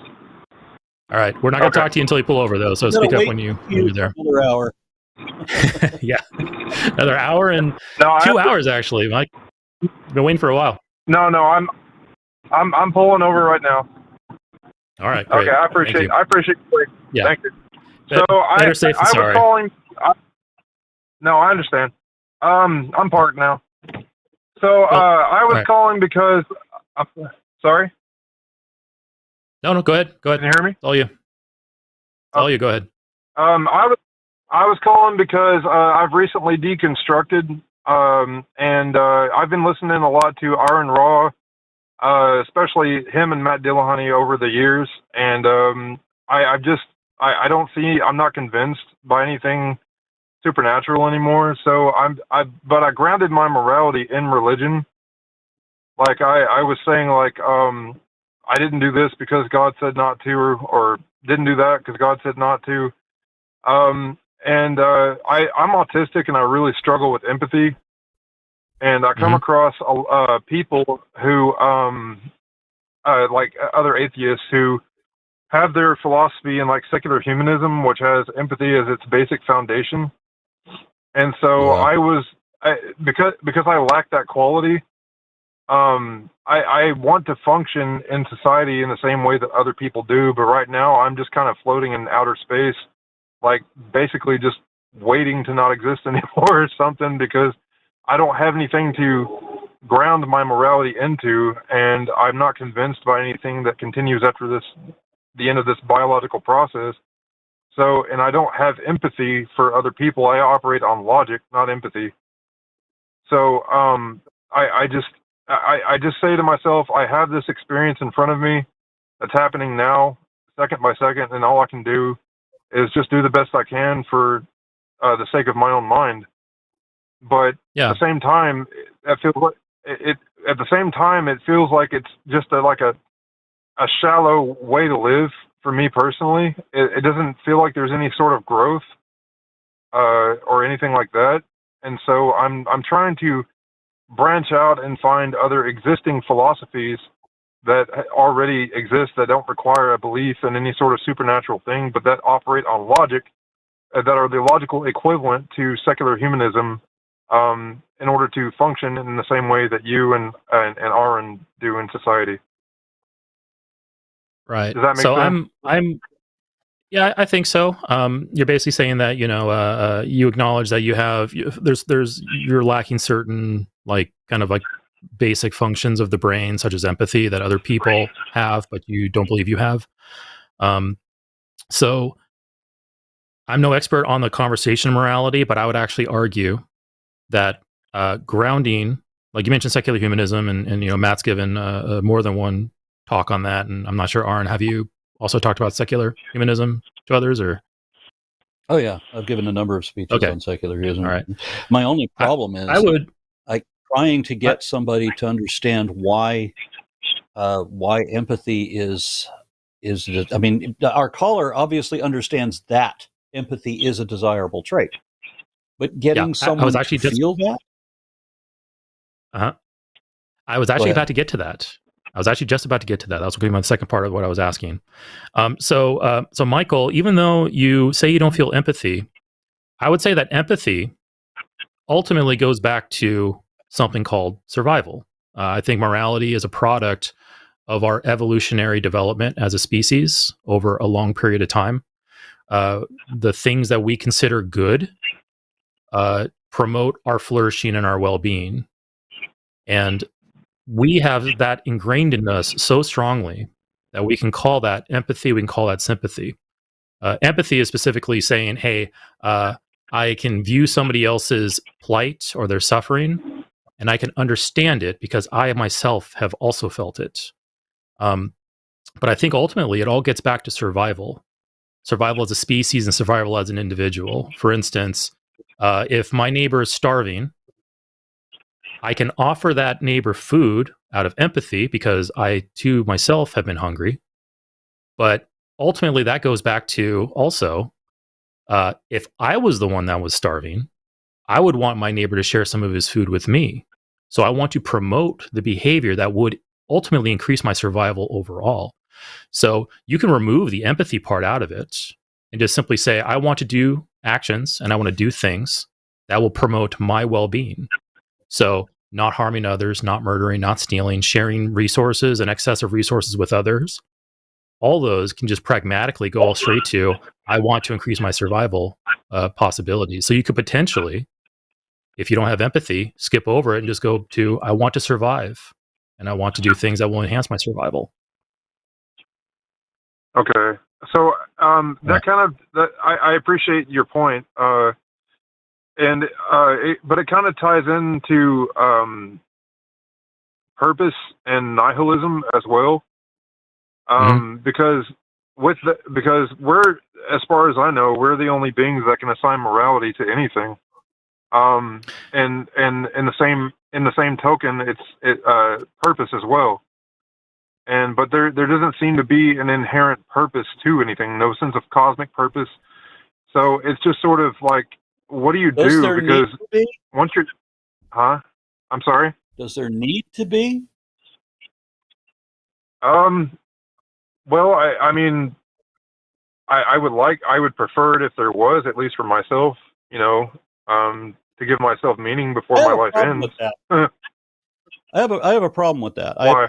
It was a surprise to me to find out that I was myself a nihilist, because I had heard Christians tell me what a nihilist is, and just like I've heard Christians tell me what an atheist is, and they always get these things wrong. Just like when they tell me what evolution is, they always get it wrong.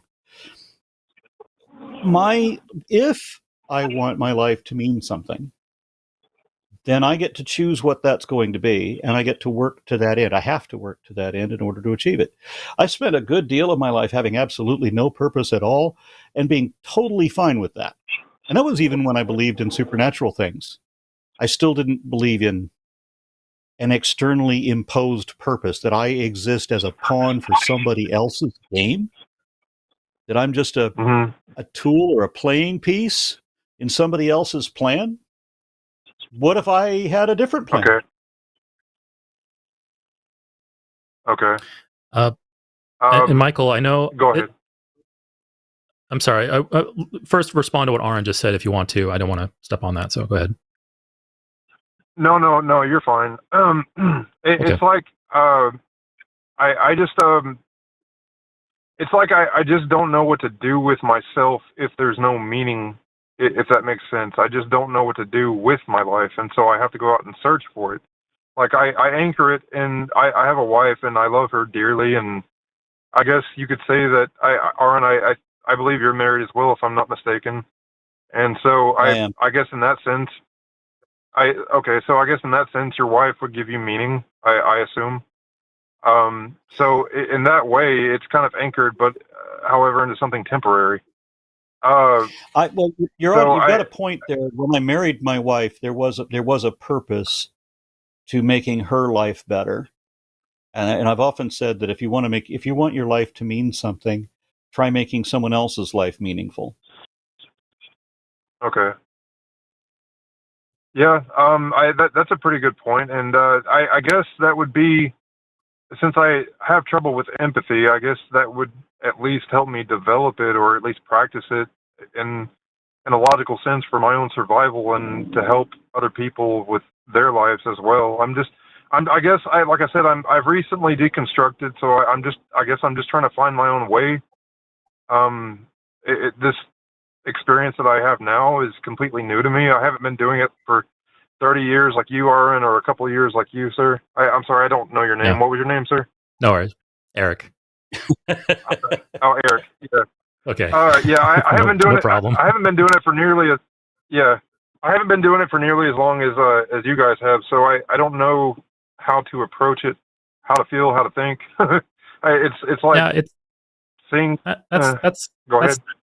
Michael, that's totally fine, because I mean, when I got out of religion 15 years ago, I also did not have anything in my toolbox to use other than emotion and intuition. Because like my upbringing, they denied me college, they denied me education and things like logic and philosophy and critical thinking. All of that was denied to me. So my toolbox was empty when I left religion. And I've eventually, gradually, the past 15 years, I've put tools in that box as I've learned about other things and did a lot of reading and self-study. So the position you're in is by no means your fault. You are leaving a different way of thinking and approaching a new way of thinking, and that can be very daunting. You don't know what you don't know. You know the things you don't know, like in some cases, but in other cases you don't know what you don't know, and all that. And sometimes I guess you don't maybe what you want to ask what yourself, it is that you need. Sometimes you don't even know what it is that you need until you happen across it. And for me, that was Carl Sagan's Cosmos. When I watched the original Cosmos with Carl Sagan, I had never felt a connection to anything like I felt on that show. Yeah. Carl Sagan's the next Cosmos? part of, Yep. Yeah, Carl Sagan's Cosmos is excellent because it's just a beautiful it's a beautiful piece of education and art that explains like the universe to you, and it's really cool stuff. The next part, I'll definitely have to think of. Go ahead. Yeah, no. Sorry, I don't. Like I said, there's a delay. I'm not trying to step on you or anything like that. But the next part was what I was going to mention was. After leaving religion, one of the things that I had to really become aware about is any baggage that I brought out of my religion with me. For instance, earlier you were like, well, like what good is my subjective purpose because it's not an objective purpose. What good is a purpose I gave to myself over a purpose given to me by something else. And that's something that religion taught you, that you need to ask yourself, is that actually really a true thing? Is a subjective value or a subjective purpose better than an objective one? Like, what is the argument for why the objective one is better? What if there was a God and his quote unquote, what if there was a God and his quote unquote objective purpose for you was to die horribly as an example for others? But the purpose you would give yourself is, well, I don't want to die horribly as an example to others. I want to live a rich, full life. Like, why would the objective purpose given to you by something else against your wishes or your will be better than the one you give to yourself? Go ahead. Well, if I were religious, I would say because the objective purpose that gave me that was the standard of morality, and if existentially I wanted to survive in any sort of long-term continuation beyond the biological process, then I would want to do whatever it says so that I can go to some higher heaven or something. But sure, and that would be the long term.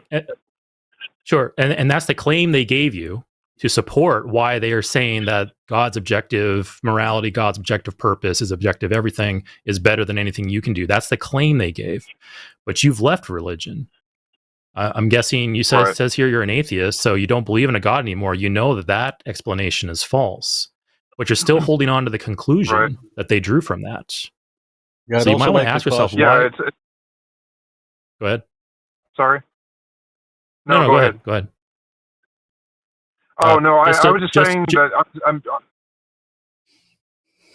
delay. I'll shut up. Go ahead, Michael. I'll shut up, Michael. You go ahead. I'm going to be quiet now. Oh, okay. No, you were just saying that I was holding on to the claim even though I lack a belief in God, and that's still within the deconstruction phase that I'm still going through. I haven't been able to completely let go of every single deprogram or whatever you want to call it.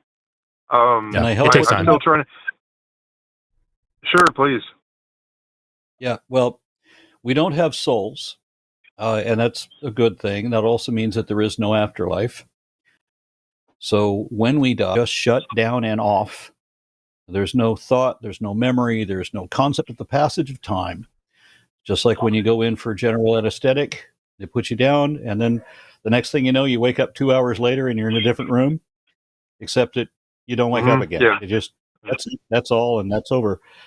But the option of waking up in heaven, let's just assume it's heaven. Nobody gets it to heaven because all the rules are all so strict that everybody goes to hell ultimately. But even if we were to pretend that you're going to get to heaven, you are now there in an eternal existence. You can only get so good at things. You can only learn so much. It's infinity. It doesn't end. And there's no way to make it end. 70 trillion years, and you're still there, kissing the ass of a deity that is somehow inexplicably insecure.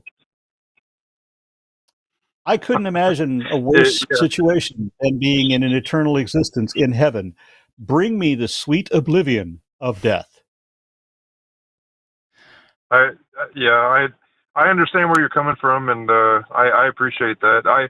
All my life, I've always been some sort of a seeker. I've been all through all the Christian denominations. I've been through all the Buddhist traditions. I've seen it all, but I've never quite thought the way that you guys present. And so, on the show or through the debates that I've seen through with Aron and Matt Dillahunty and such. So, if I'm remaining intellectually honest, then I do have to say that I don't have any sort of objective evidence whatsoever for anything beyond what's already been proven by science. But I'm still exploring morality because I know atheists like Sam Harris wrote a book called The Moral Landscape. He discusses, I don't know his argument, but I know that he thinks that there's some sort of objective morality. No, I don't know anything beyond that. I just know that's what he stated. I've heard of certain non-believers positing an objective reality, and I'm not sure if Sam Harris is one of them. I know he part of what factors into his moral evaluations is capacity for suffering. So the way we treat other creatures on this planet, whether it be humans or all the way down to like a mosquito, we treat them differently based on what we know about their capacity to suffer and such. But I'm not sure if he links that to an objective morality. I can understand. I can understand my aspect on objective morality. Yeah, I mean, we all understand that. There's reasons why something is moral or immoral, right? It's not just because your God said so or your religion believes that, or some other religion has a completely different set of rules, and therefore it's all arbitrary and subjective. And objective morality would be one where you have reasons to understand mutually why something is immoral. If we walk up to the bus stop and kick over some little old lady and steal her purse, we all understand that both of those actions are immoral. We understand why they are immoral, because they are victimizing someone else. They're causing unnecessary harm or suffering or sickness or whatever to somebody else that there's no reason we had to do that. But we're doing it for our own selfish purposes or for no purposes. That's what morality is. So if we're trying to promote happiness, well-being, health, and all of that was theoretical bullshit. Did a wonderful presentation on this that really impressed me. And he gave us a reason to understand how something is moral. And a lot of people, and people always bring up the Nazis, well, societies make up their own minds, and so the Nazis decided that it was moral. No, they didn't. They came up with bullshit excuses to justify what they knew to be immoral. And so when people want to do things they know are immoral and they want to do them anyway, then they come up with righteous indignation or racial reasons or whatever, so that some excuse wherein the victims deserve what's coming to them. To wrap this up, I think it says here you've called in before with basically the same topic. On your previous call, was it recommended to you to go check out Recovering from Religion?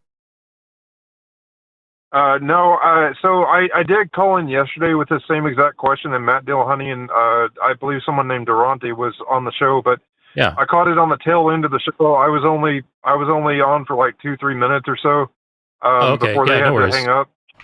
Yeah, no worries. Well, so I was just let me go ahead and take the opportunity then to recommend checking out Recovering from Religion. You can go to www.recoveringfromreligion.org, and this is an organization that specializes in helping people contend with the struggles of deconversion or the struggles of deconstructing.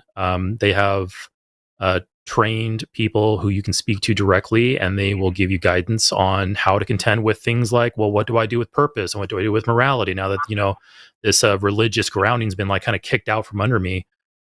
What do I do with it? And they don't do it with the goal of further deconverting you and getting you out of religion. They're going to give you the tools to help you do like self-analysis and kind of question these things and help you forward. And they are far more trained than either Aron or I. So definitely take everything we recommended with a grain of salt. Go over there and give them a call and see if they can help you or not. But that would be probably your best choice. Daryl Ray, who's the president, I'll definitely do that. Daryl Ray is going to be doing a European tour in October. So I was just going to suggest that Daryl Ray is doing a European tour in October. We'll probably do something to promote that later on. Go ahead with what you were saying. Okay. Yeah.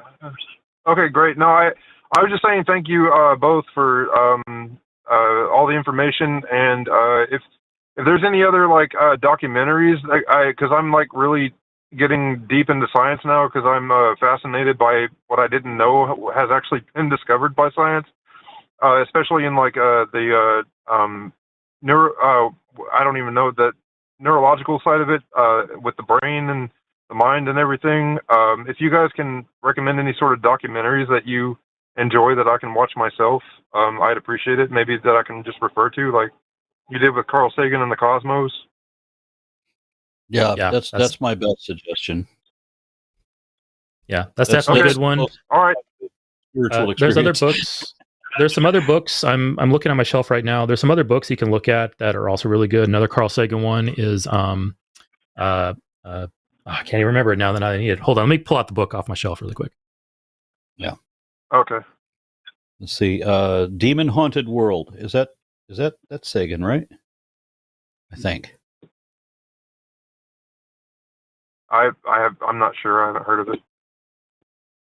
Okay. I'm sorry. I don't mean to take up all y'all's time. I know you guys have callers on the line, so I'll go ahead and wait for him to bring the book and recommend it, and I'll let you go. Yeah. So another Carl Sagan book that I liked a lot. World? Yes, I got it right here. So Carl Sagan wrote another book called The Demon Haunted World. Science is a Candlelight in the Dark. And it talks about a bit about morality, a bit about what we talked about here. But it talks about how religion tries to insert itself into places where it doesn't belong, and how it tries to prop itself up as an explanation for things when it really has no warrant to. But it's also a really good book, and it's also, Carl Sagan is just an excellent writer and communicator. He's just on its own, it's just like very uplifting and pleasant to listen to. But I would recommend that. Okay. Yeah. Okay. All right. Thank you guys very much. I appreciate your time. Thank you for having me on and all the information. All right, Michael. Thanks. Safe driving. All right. You too. Thank you. Bye. Bye. All right. I think we got one call left, and we're gonna then start wrapping things up. It's Monday, so I think we do read super chats. Yes. So folks in the audience, get those super chats in if you want them to be read. And yep, Kala right there says super chats of $5 or more will be read by the host after the calls. Anyway, just to also do maybe a second pass on the announcements. This is The Line, and this is our Monday show called SkepTalk. We have numerous other shows during the week along various topics, and so you can pretty much call in, or not even call, you can call in too, but you can actually view just about any day of the week. I think Friday's our only day where we don't have any like definite shows. And lots of subject material, lots of stuff to listen to. It's great when you are wanting to get other perspectives on certain topics that you necessarily might have in your mind.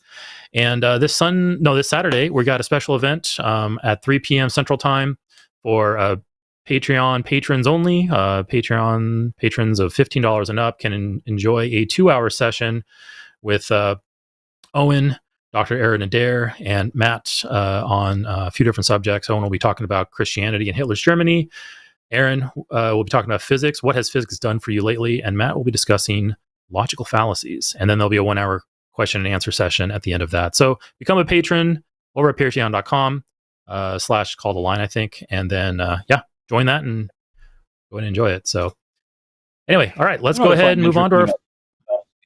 In reference to religious belief, how many times, because it's happened often, that I have to explain to a believer what a logical fallacy is and what's wrong with it. I have to explain why they are invalid with every specific example. It's just remarkable to me that you would have to explain that to somebody and that they somehow still don't get that. That confuses me. Okay. All right. Going to bring our last caller in. We have, hit the button harder. There we go. Okay. We have Amir from the UK. Amir, it says here you're an agnostic theist. And then you have a question here. Actually, no, it's a statement. When the evidence is inconclusive, arguably the most rational stance on God existence is principled neutrality. So, hello, Amir. How you doing? Yeah, how you doing, chaps? You okay? Yeah, we're doing pretty good here. So, Amir, can you elaborate on your statement here? Because I'm not too familiar with principled neutrality, but if you can explain what that is and what's going on. Yeah, absolutely. Sorry, I just took a moment up to see the chat. I'm a return caller, and I could just see straight away. It's just like, no, Amir, no. But I'm hoping to see. Well, tell you what, Amir. Tell you what, Amir. Let's focus on the call and don't worry about the chat. Sure. So, look, as we can all appreciate, right, the question of whether God exists is, probably one of the longest running conversations in human history, and it's been argued by some of the greatest minds in philosophy, science, theology, and still there's no consensus. And on both sides of the spectrum, there's incredibly intelligent, well-informed people who dedicate their lives to this question and yet reach opposite conclusions. And as human beings, we often follow the lead of experts. For example, we all generally accept that evolution is true, even though most of us have never personally dug up fossil bones or analyzed the genetic evidence ourselves. But when the experts are split, as they are on God's existence, we can't simply lean on authority. I mean, if our greatest thinkers can't agree, then what makes any of us certain enough to close the question? And I'm not here to argue for atheism or theism or even classic agnosticism. I mean, agnosticism usually says the answer is unknowable, and my position is different. I mean, I believe that given the current state of evidence, the case. Sorry, Amir, you're throwing out a lot there, but I latched onto something you just said about how we have lots of experts about different things and experts disagree. I would actually argue that there are no experts on God, because you can have PhD holders, experts on fossils. They dig up fossils, they measure them, they do all kinds of science on them, and then they draw conclusions from it. Those are fossil experts. And sure, you're going to have fossil experts drawing different conclusions about different things. And there might be some out there who even say that there is no such thing as evolution, and that's fine too. But there is no such thing as a God expert. Otherwise. There is no God that we've analyzed. There's nothing that we can say, yeah, this is a God or this is a piece of God or something that we can draw conclusions from. We have lots of holy books. Eric, we have lots of holy books and stories. Hold on, we have lots of holy books and stories, but that's not God. I don't know the train of thought that you're trying to go with that, but the whole point here, Eric, is that people who are advocating for God's existence, rarely do they say that this is an inquiry of, science. This is really a scientific inquiry. They're not saying that. They're saying that these are metaphysical truths. And again, the point is that people that are incredibly intelligent are representing these viewpoints, and they have their own logical reasons for arriving at that conclusion. You may not deem it to be logical, but these are still people that are intelligent that hold these viewpoints. Who are saying that these are not so. Deem it to be logical. There is not a logically valid argument for God. I don't care how smart you are. Sure, and again, as you're saying that with perfect utility, what I'm saying is that there are people who are incredibly intelligent who have polarizing viewpoints, and the fact is that this is not like a small cohort of people, like a bunch of flat earthers. This is a very large contingent of people who hold these beliefs, some of which are incredibly intelligent. Amir, we've had times in the past where we had many intelligent people have a consensus about something, and that something ended up being false. So, like, the number of people that look at it and come up with that conclusion has no bearing on whether it's actually true or not. It depends on the evidence. It depends on the evidence and the arguments brought to the table. And as Aron brought out earlier, we have yet to encounter, him and I, a valid and sound argument for God backed up by evidence. It is. Here's the thing, though. You said that, oh, well, God cannot be scientifically examined. And if that's the case, the question is why? You can come to the conclusion that, well, God just simply doesn't touch the world. That he created like a deistic God. He simply touched the world, created it, and then he fucked off, and that's it. And like, okay, yeah, science can't analyze that. But in the case of a lot of other religions, especially Christianity, God is actively doing stuff on earth. We can observe and record those things and analyze them and run experiments. So God is, in that case, scientifically investigatable. If we were to gather the smartest people from Islam, from Catholicism, from Protestant Christianity, Mormonism, the Sikhs, Jains, Jews, Buddhists, theistic Buddhists, because there's a subset that are not, and a handful of others. It was just representatives of all the different religious perspectives. Gather them all together and figure out what they actually know to be true about theology. You know what you're going to come up with? This is the majority of the planet, the smart people and the stupid people all together. You know what they know collectively about theology? Zip. They can't show that there's a there. All the religions combined cannot show that there's even a supernatural at all, much less what it is. But they all say they know what it is, don't they? And they all contradict everybody else. And they all say that everybody else is wrong, that everybody else is deceived, when the only logical probability is that they are all deceived. I mean, I think that's a sweeping generalization, Aaron. And I know in the past you go from goalpost to goalpost. It's also I mean, I mean, there are undoubtedly a large Show me somebody that knows anything about theology. Show me somebody that can show that their religion knows more or has something more accurate, that their theology is more accurate than every other religion. You can't show that because nobody knows dick about theology. It is all made up. Yeah, I think you're missing the point. The point here that I'm making, first and foremost, I agree that there's undoubtedly a large majority of religious people who hold their particular views because it's comforting, and they're going in it purely from a faith standpoint. They're not intellectually persuaded by their theology. They just believe in it because it's comforting, or they've happened to be brought up in that particular religion. I agree that's the case for a lot of religious people. However, there are, on the other hand as well, a lot of religious people who have been intellectually persuaded by their beliefs. And what I'm saying is that we should not discredit these people.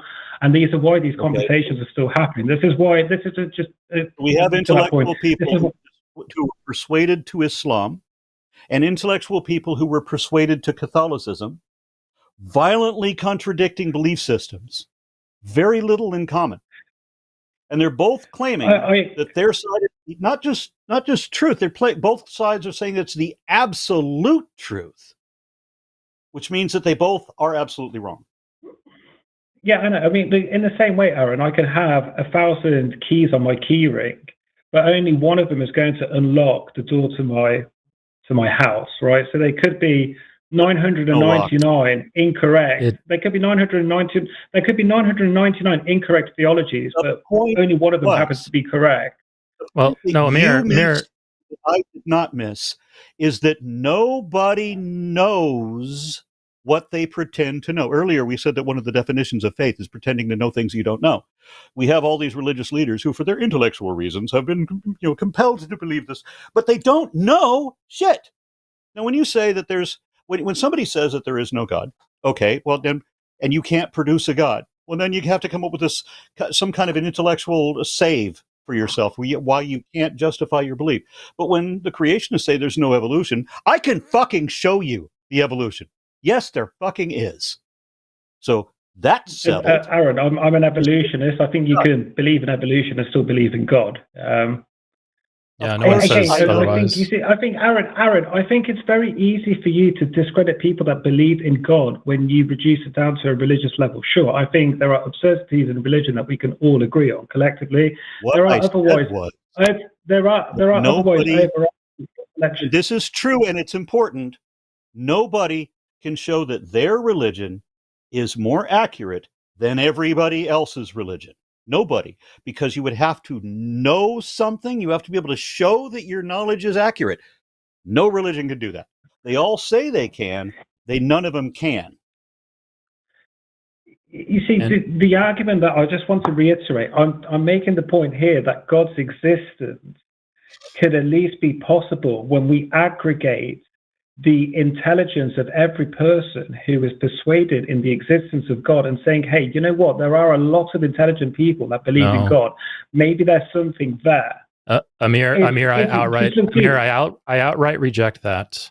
I know why, Eric, you reject that, because you said a large amount of people doesn't necessarily mean that something is right. I agree with that. In the same way that the intelligence, Amir, the intelligence of the group has nothing to do with whether their belief is true or not, or the claims are true or not. It's what they can show. No, there's a point that I need to append to that, Eric, in that there is correlations. As in, can I just give you a hypothetical scenario? Let's say you're convinced of something, Eric, and you are the only person in the entire world that is convinced that this thing, whatever it is, happens to be true. But everyone else is like, Eric, you're being stupid, mate. You're being absolutely ridiculous. Do you think it is more likely that you are wrong or that you are correct? Even if in your mind you're like, I'm ironclad that whatever it is that I believe in happens to be absolutely 100% true, but everyone in the whole world is telling you that you're wrong. Do you honestly, hand on heart, think that you still could be right in that situation? No. Because we can make probabilistic claims. Hold on. You just asked me a question and gave me my answer. Right, that situation. Hold on. Sorry, hold on, Aron. Hold on. Amir just gave. Okay, go ahead. Okay. I gotta get back to this. So go ahead. All right, Amir. You just said, let me ask a hypothetical. You presented the hypothetical, then you immediately gave me my answer, and let's roll that back. I gave you the benefit of the doubt. I gave you the benefit no, of the doubt. you put the answer in my mouth, and no, hold on. You put the answer in my mouth, so let's go back and fix that. Okay. You asked me if I was in a position where I believed something was true, and literally everyone else on the planet was telling me I'm wrong. Is that make it more likely that I'm right or that they're right? And as I said before you even asked that question, the number of people does not matter. That is not a factor at all in whether I'm actually right or wrong or not. The factor is what I can show, how I can argue, and what evidence I can show.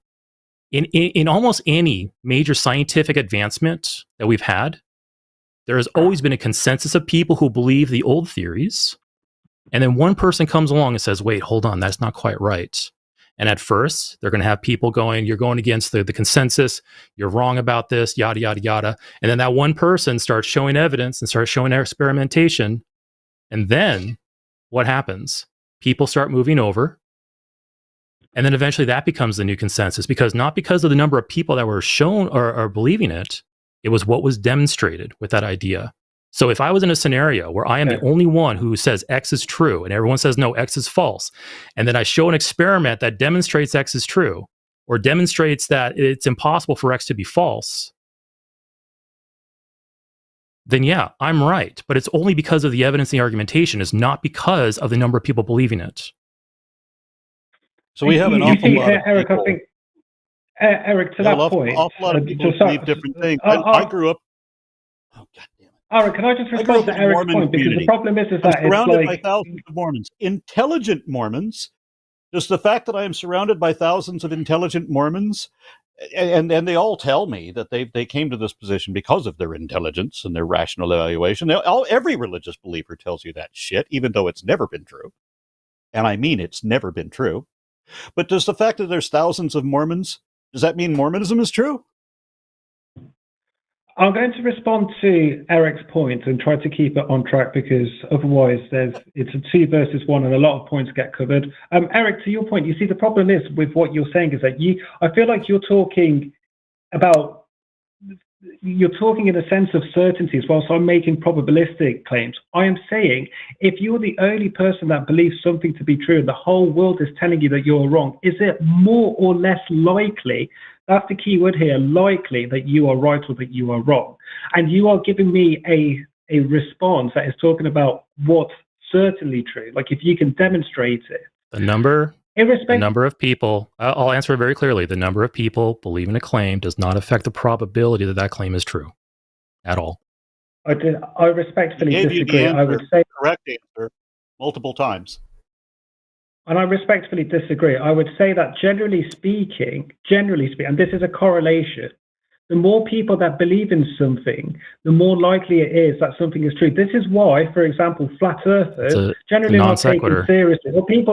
Or people that believe in shape-shifting lizards or reptilians, they make up maybe 1% of the population. There's a reason why. Again, it is less likely to be true. But when there is, I don't know, hazard a guess, maybe 50% of the world's population, 60% that might believe in the existence of God, then we can start taking that a little bit more seriously, especially when we understand that there are very intelligent people that are also persuaded by that claim. 900 million Hindus in the world today. So that means, according to you, the third largest religion has a 30% probability of being correct? Is that what you're telling me? No, I'm not saying that. I'm not saying that they therefore have a 30% probability of being correct. What probability do they have out of the global population? Because you're basing this, you're saying the number of people who believe that. So we have 12 million people who believe in Mormonism, and 900 million people who believe in Hinduism. And according to you, that means that Hinduism is more likely correct than Mormonism, right? I'm making the overarching point that that was a yes or no question. Are you asking me, is it more likely that Hinduism is? Is it more likely that Hinduism? Well, no, it's not so simple. I can't give you a yes or no answer because I need to evaluate it. Why can you? That seems strange to me. It seems the only reason you would not be able to give me a yes or no answer is that Eric was right. Amir, let's doesn't mean shit. The reason why is because hold on, Amir. Hold on, Amir. Sorry, I had to pause you there for a second. So I'm going to bring you back up here in a moment. All right, let's reframe what Aron just said and maybe help you understand a little bit better. All right, in 2050, the number of believers in Islam will overtake Christianity. Islam will become the number one religion on the planet in terms of believers. Now, let's assume that there are an equal amount or equal ratios of intelligent people on both sides. When Islam overtakes Christianity in 2050, did the probability of Islam being true go up?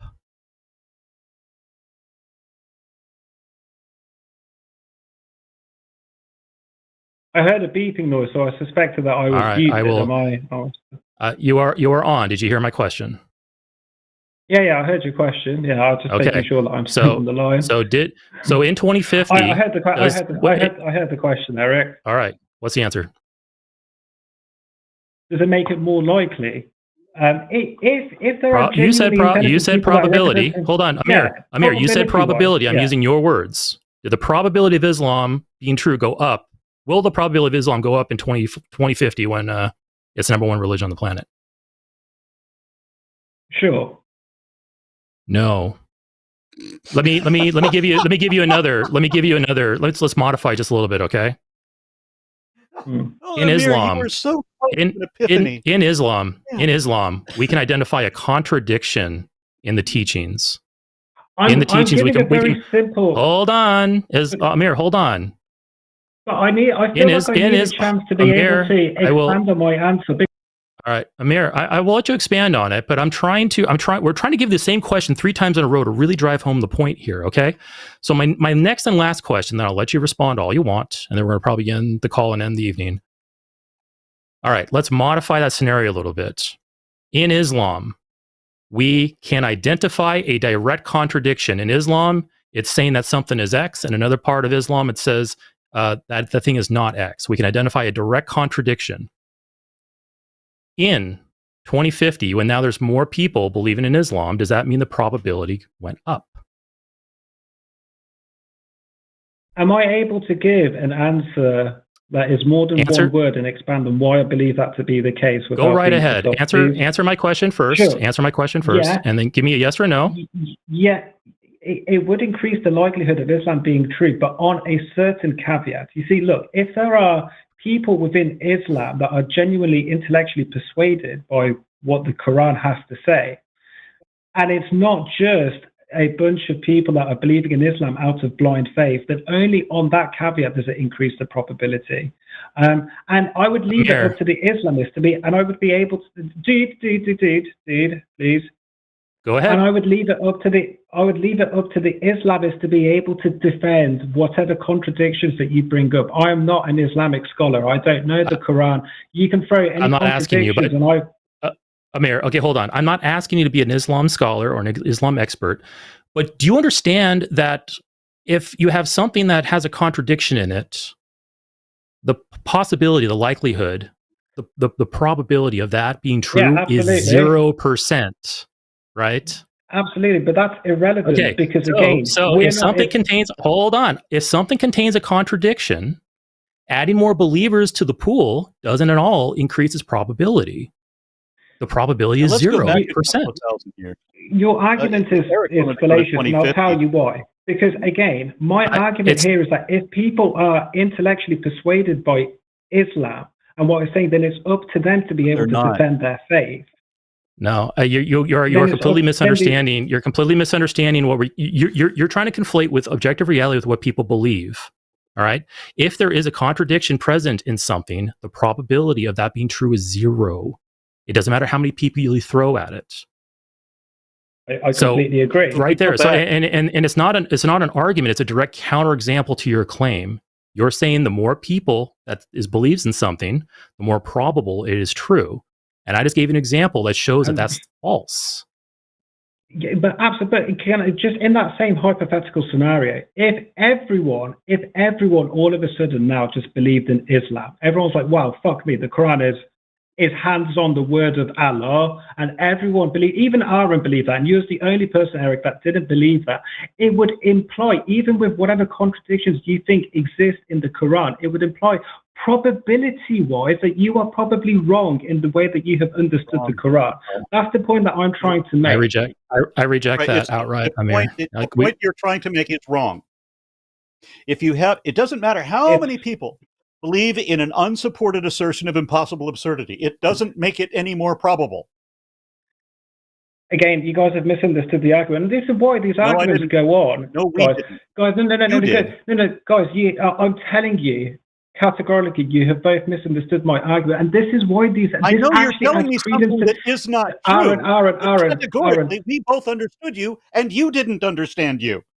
You don't understand what you're talking about.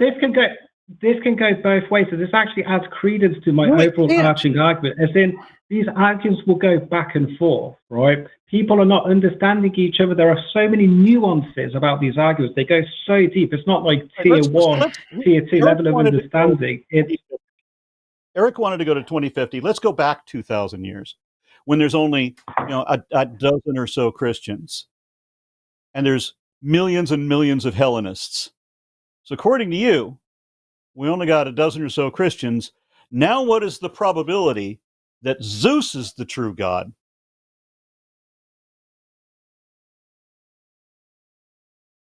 You see, the world that we understand it as a collective, we have tools at our disposal to be able to ascertain the truth. That Hellenism is the true religion? Or is it still, even 2,000 years ago, more probable that Hinduism is the true religion? Because more people believed in Hinduism even back then. I just want to bring it back down to modern day understanding. Just one more time. I'm going to mute you, Amir. I want you to address Aron's question, not bring it back to today. You're unmuted. Go ahead.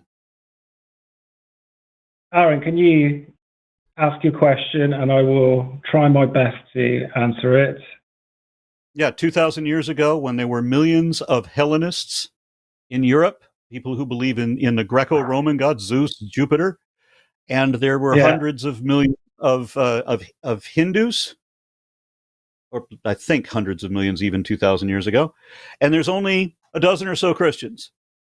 Is it more probable that the Hindu gods, the Hinduism is the true religion, over Islam, over Hellenism? And is Hellenism more probable than Christianity at that time? It's hard to say, right? Because in all of this, and if I can answer, it's not a straightforward black or white answer. Again, it's really dependent on the number of intelligent people who are advocating their beliefs. I don't know how many Hindus happen to be you believe so, it's not evidently true. I don't know how many Hindus have ambassadors that happen to be, intellectuals in their own lines of faith. I don't know the same about people of Helena. Have any evidence? If you have no logic, no evidence, does it matter how smart you are? Smart people believe things for dumb reasons, right? I mean, that could be true of you as well, Aaron. I regard you to be very smart, but you could also be believing dumb things. That's the point that I'm making, Aaron. Also, Eric is very intelligent. So he could also be believing dumb things. I regard myself as very intelligent. I could be believing dumb things. We could all be believing dumb things. And that's the reason why I'm saying when there are so many intelligent people believing in different things, and they all have what they deem to be the most logical, reasonable ways of arriving at that particular worldview, can actually show that they are any more accurate than anyone else, then what you have is no more probability on any of them. Since there is the thing is, the point that you're missing is that they think that they can. Nor logically valid arguments either, then it doesn't matter how intelligent you are. But, again, this is where I feel like we're misunderstanding each other. Well, no, Amir, you're trying to draw a causation between numbers of believers and whether a number of intelligent believers and whether or not something is true, and that is an independent variable. Because we demonstrated that, because we have lots of religions on the planet. I would say all three of the main religions on the planet all have contradictions built in to their stories and their belief and their faith. Those contradictions bring the probability of that religion being true down to a hard zero. And I could throw 100, 1,000, 1,000,000 intelligent people into that belief system, and that number does not budge. Because the number of people, intelligent people believing it, has no effect on its probability. Okay, I'm just going to make the point. So you're. Can I ask the hypothetical one more time? All right, last one. Then we got to end it. I really want to understand, because I know that you've answered this before, but I just want to really clarify your position on this. If everyone in the world over the next, say, couple of weeks converted to Islam, including Aron, who's, a hardcore atheist, Aron also became convinced of Islam, and you was the only person left in this world that rejected Islam. By the way, I'm not Muslim in all of this, but that's a side note. But let's just say that you were the only person left. Do you think it is more or less likely that you are wrong at that point? Just more or less likely. That's all. More or less. Dude, you guys have asked me. Sorry, you guys have asked me yes or no questions that have demanded a yes or no answer. So my question to you is more or less likely. He already answered this exact question. And I'm asking him to clarify, Aaron. All right, I will answer. This is not a question. Aaron, it's not a question to you. Chill. It's fine. I'll answer one more time. Okay. No, the likelihood, the probability of it being true does not budge. It is the argumentation and the evidence that's brought to the table by those intelligent people. The intelligent people on their own does not at all affect it. Okay, so Eric, that's where I'm just flabbergasted, because you don't genuinely think that if the entire world was convinced of Islamic theology, that you might have some sort of wrongdoing in the way that you are interpreting Islam to not arrive at the same conclusion as Amir, that would be the perceived probability that I am missing something in there. So if those people came to me and said, "Hey, here's the thing that moved us," and I look at it, that's the evidence that would move me. It's not the number of people in there. Yep. Being by yourself on a position can generate insecurity. It can generate doubt. But in terms of probability, the mathematics, it does nothing. Well, I think that's where we respectfully disagree, and I don't know. I think that's where we disagree too. Yes, you are respectfully wrong. That's where we disagree. Or wrong. That is absolutely where we disagree. And Amir, I think my counterexample of many intelligent believers in a religion that has a contradiction in it is a hard counterexample to your claim that the number of intelligent people believing something affects the probability. It simply doesn't. Let's go ahead and call that good. Thank you, Amir. It was we vehemently disagreed, but I think it was pretty respectful for the most part. So thank you for the call, and you have a good night. Okay. Yeah. Thank you, chaps. Have a good one. All right. Cheers. And just for clarification, whenever somebody hits me with a counter position, it's not that it's overwhelming. It's not that I'm alone in all of this. I mean, it wouldn't change. If it's one person and everybody in the room agrees with me, and one person disagrees with me and everyone else in the room, but they have an argument for an alternate position, I will entertain the possibility that me and everyone else in this room can be wrong, and that one person might be right. But when they give me what they call their arguments, and it turns out to be logically invalid, or their evidence is not actually factual, or it's not correct, then he's still wrong. I think Amir was conflating probability with my intuition about the probability, because it really comes into because like I said, the probability doesn't move at all. I might have a feeling about it. Maybe there's a factor I'm missing in my calculations or anything like that, but probability itself doesn't move at all. Like maybe that's the disconnect there. There's a conflation between intuition and the actual math. And I'm going by the actual math. I'm going by the actual probability because that was what was brought up. Me being insecure about it doesn't change the math at all. Like, I don't know. Hey guys, of that last caller, I just want to say, gross. The producer and we both need a nap. Yeah. I need a cold beer after that one, but it's fine. It didn't get anywhere ugly, so I'm fine with it. Do we have super chats? Are we cool like that tonight? I hope so. Otherwise, we have to shut down the debate factory.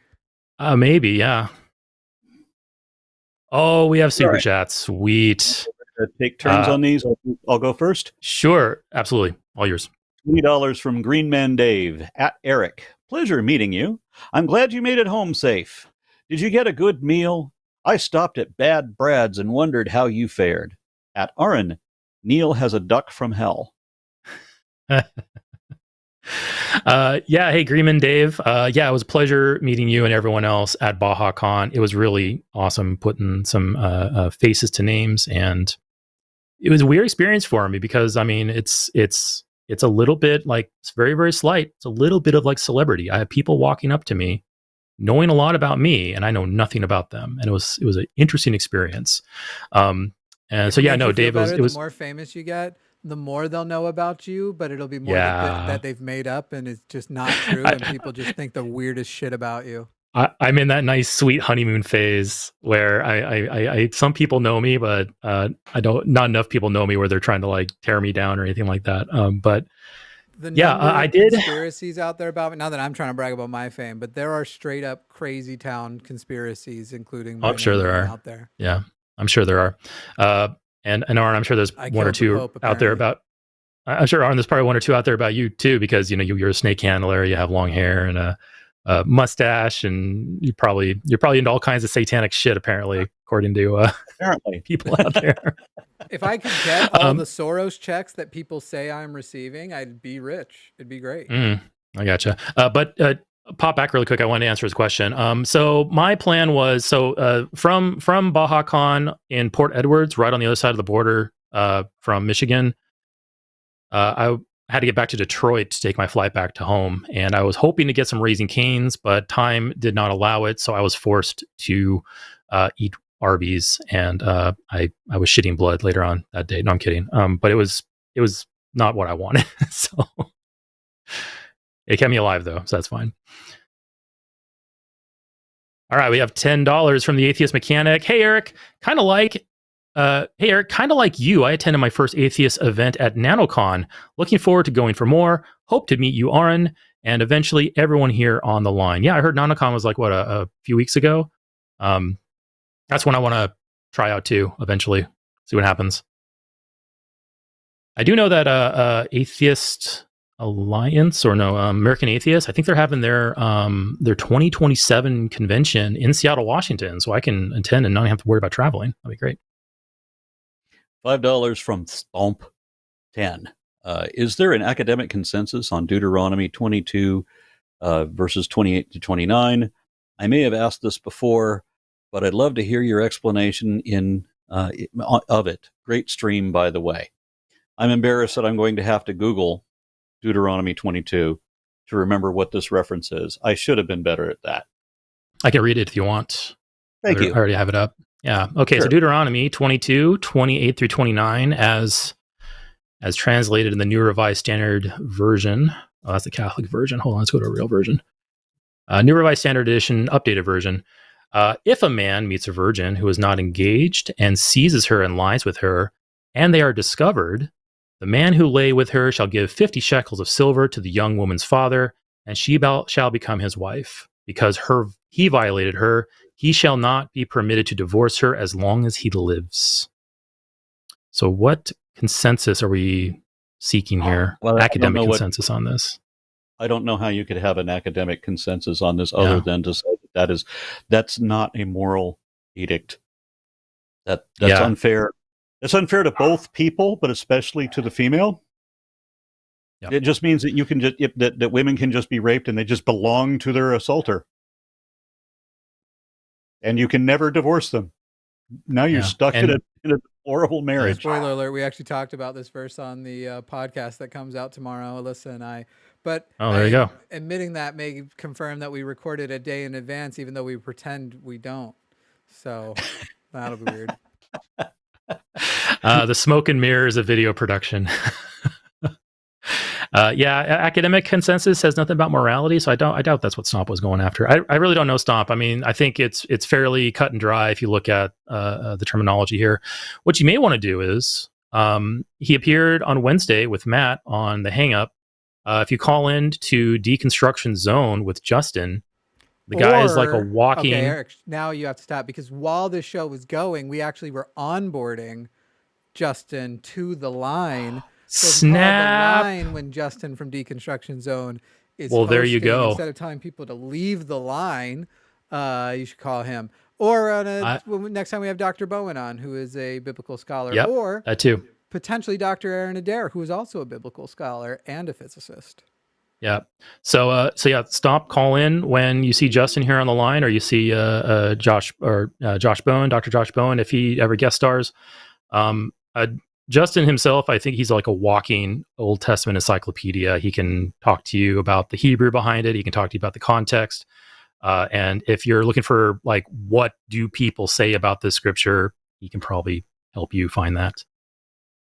It's a gross scripture, by the way. It's women as property, damaged goods, all that. So, well, that's the marriage we're trying to preserve the sanctity of. This is kind of what we were talking about, because they may be about to overturn gay marriage, and it's literally like marriage. This thing that they're saying is holy in preservation, when it's original. Like what they're talking about was when you would transfer the ownership of a woman from a man to another man, from a father to another man, and how the rules, there are even rules in Deuteronomy for if that transfer is a compelled transfer because somebody raped somebody else. Yeah. Anyway, it's a very sacred ordinance, that marriage. And the only way that a lot of these Christians, a vast majority of these Christians, can say, oh, God's definition of marriage is the only moral one, are the ones who don't read stuff like this, or because they don't read their Bible, or they read this and their brain just does something to just rationalize it away, like mine did back when I read stuff like this when I was a Christian. When you're a believer, your brain has a knack for taking inconvenient information like this and just kind of hoofing it away. It's not a concern. Don't worry about it. God's mysterious. God knows better than you. Don't question God. Move on to the fluffy stuff that you can use to convert people. Did you ever see the episode with the person who was doing that and talking about God is all powerful? And I asked, so can God create a dick so big he himself cannot suck it? And he goes, I know you're joking, but yes, he could. He answered it. Hey, kudos for owning the question. Right? He went for it. Anyway, yeah, that's so great that Justin's joining us. That's awesome. Rock hard for Doug. I think it's it's a great addition to the line. He'll be very valuable here. I guess it's my turn. $10 from the J Pomp. Happy to support some of my favorite hack frauds. I am a hack fraud. Can't speak for Aron, but I am a hack fraud. J Pomp, I believe he is referencing another YouTube channel called Red Letter Media, which is a channel that I love because they talk all kinds of shit about movies, and they reference themselves as hack frauds all the time. So if I was a hack fraud, I'd be fine with that. Thanks, J Pomp. Appreciate that.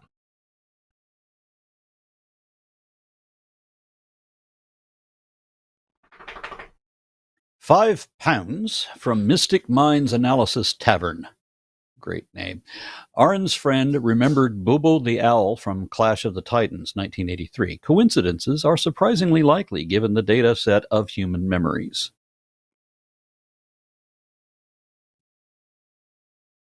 Okay.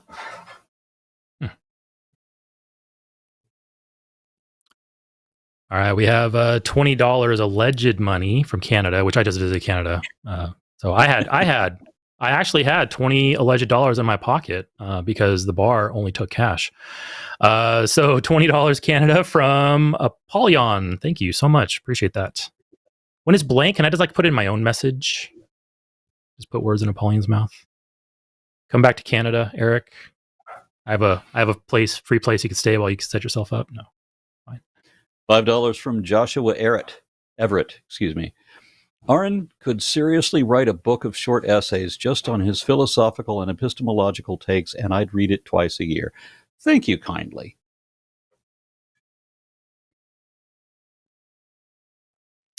We got $20 from JMR. I think the electrochemical signals have halted here. Skeptics and Scoundrels caught you live finally with a smile, and Aron too goated.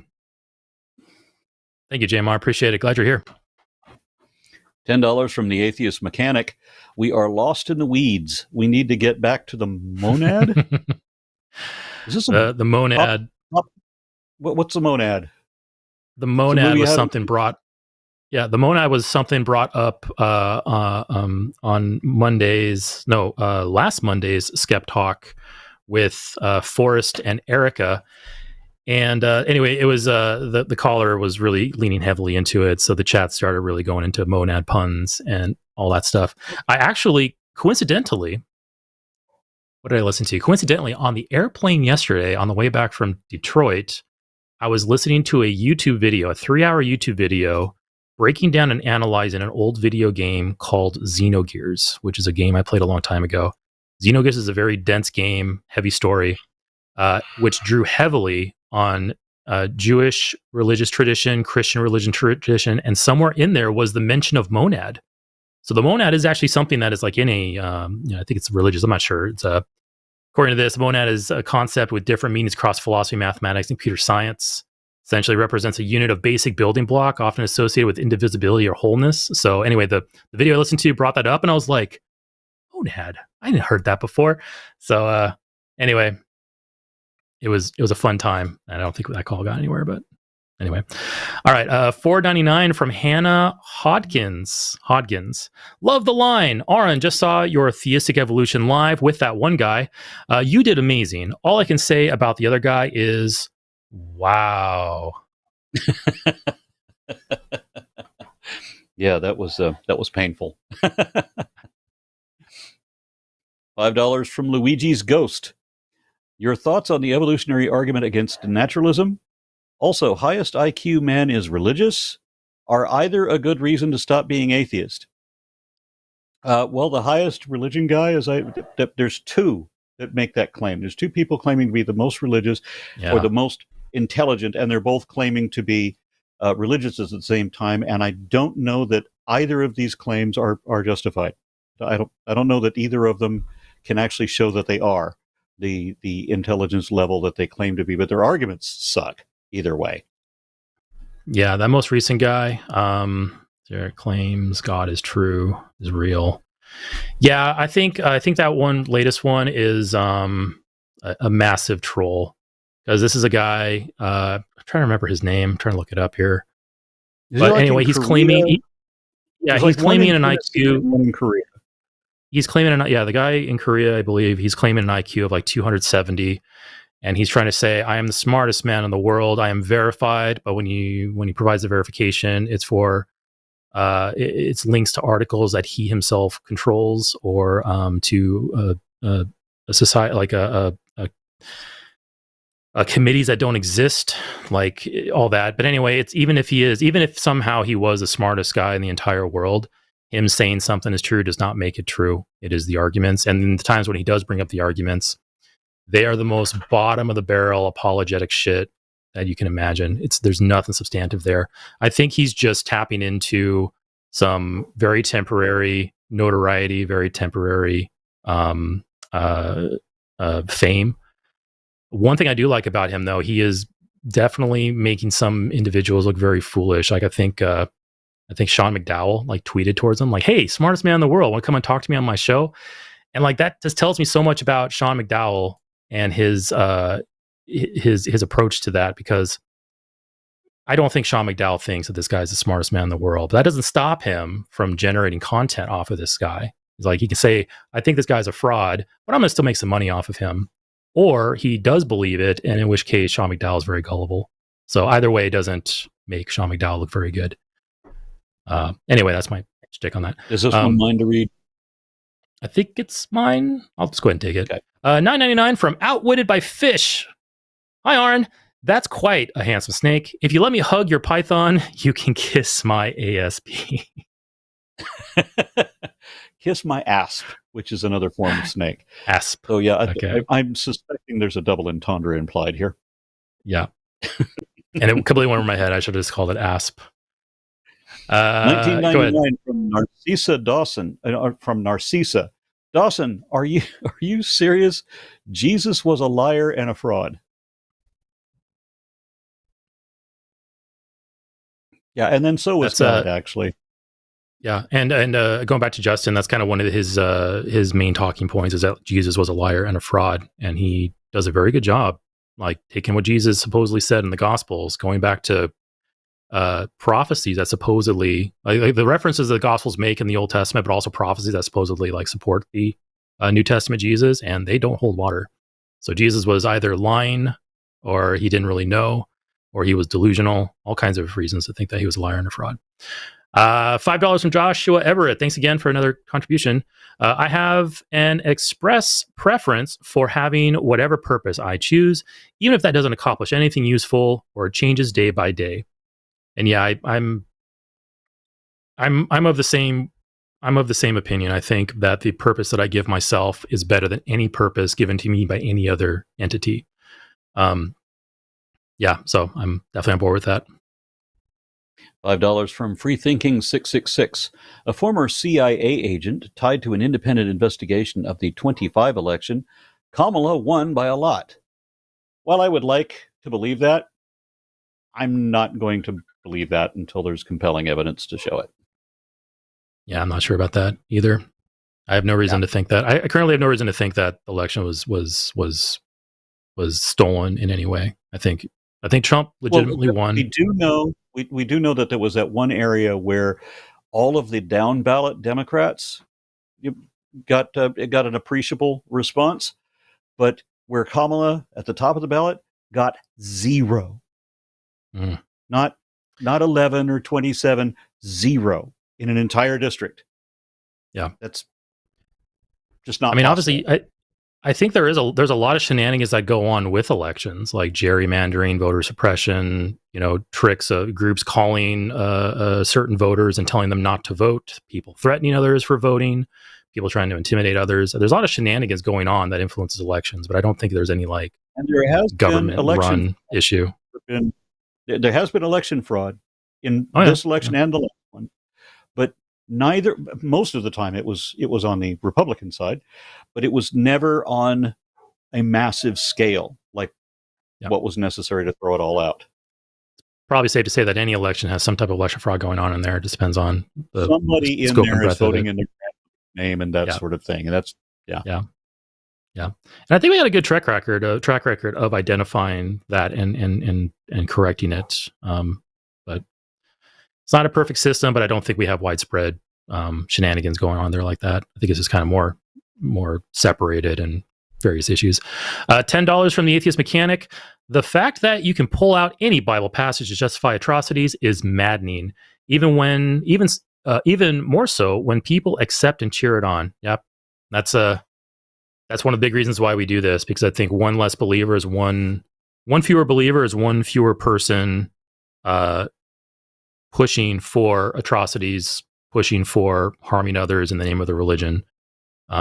Or even if that person doesn't do any of those things, them saying that, oh no, when God executed women and children, that was a good thing because God does nothing but good things. Like that kind of stuff infects everything, and we need fewer of those people. And if fewer of those people, as in they need to stop believing, not that they need to go away.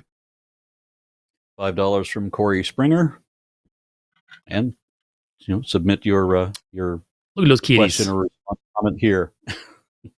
He's got a black kitty and he has a orange single brain celled kitty. Love it. Let's see here. What is that? It's a W with 2 lines through it. 10,000. Okay. 10,000 South Korean dollars, I guess. I don't know. I'll just call it Wonka coins. 10,000 Wonka coins from SHK. Thank you for giving no quarters to these deluded people. Well, thank you, SHK. They're fun conversations to have, but when we hear something that's out of line, we want to point it out because it helps us all of us think better. $5 from Legally Maud. How much do we have to super chat to ban Amir from the channel? His calls are absolutely useless. I'm pretty sure they're why aliens won't talk to us. Yeah, I mean, that might be protocol. Their spaceship arrives and it's cloaked or it's hiding behind the moon. We can't see it. And they're like, do we talk to these people or not? Let's listen to their broadcasts. And then they tune into I don't know, Fox News or something. Oh, Candace, come back in a few thousand years. That W symbol was a won. So I believe that is a Korean currency. So cool. Okay, I learned something that I'll immediately forget once the stream is over. $5 from Joshua Everett. 96% of chat thinks that Amir has no idea what he's talking about. So great point, Joshua. And I can tell you for a fact that 100% of the people in the chat are intelligent people. So there you go.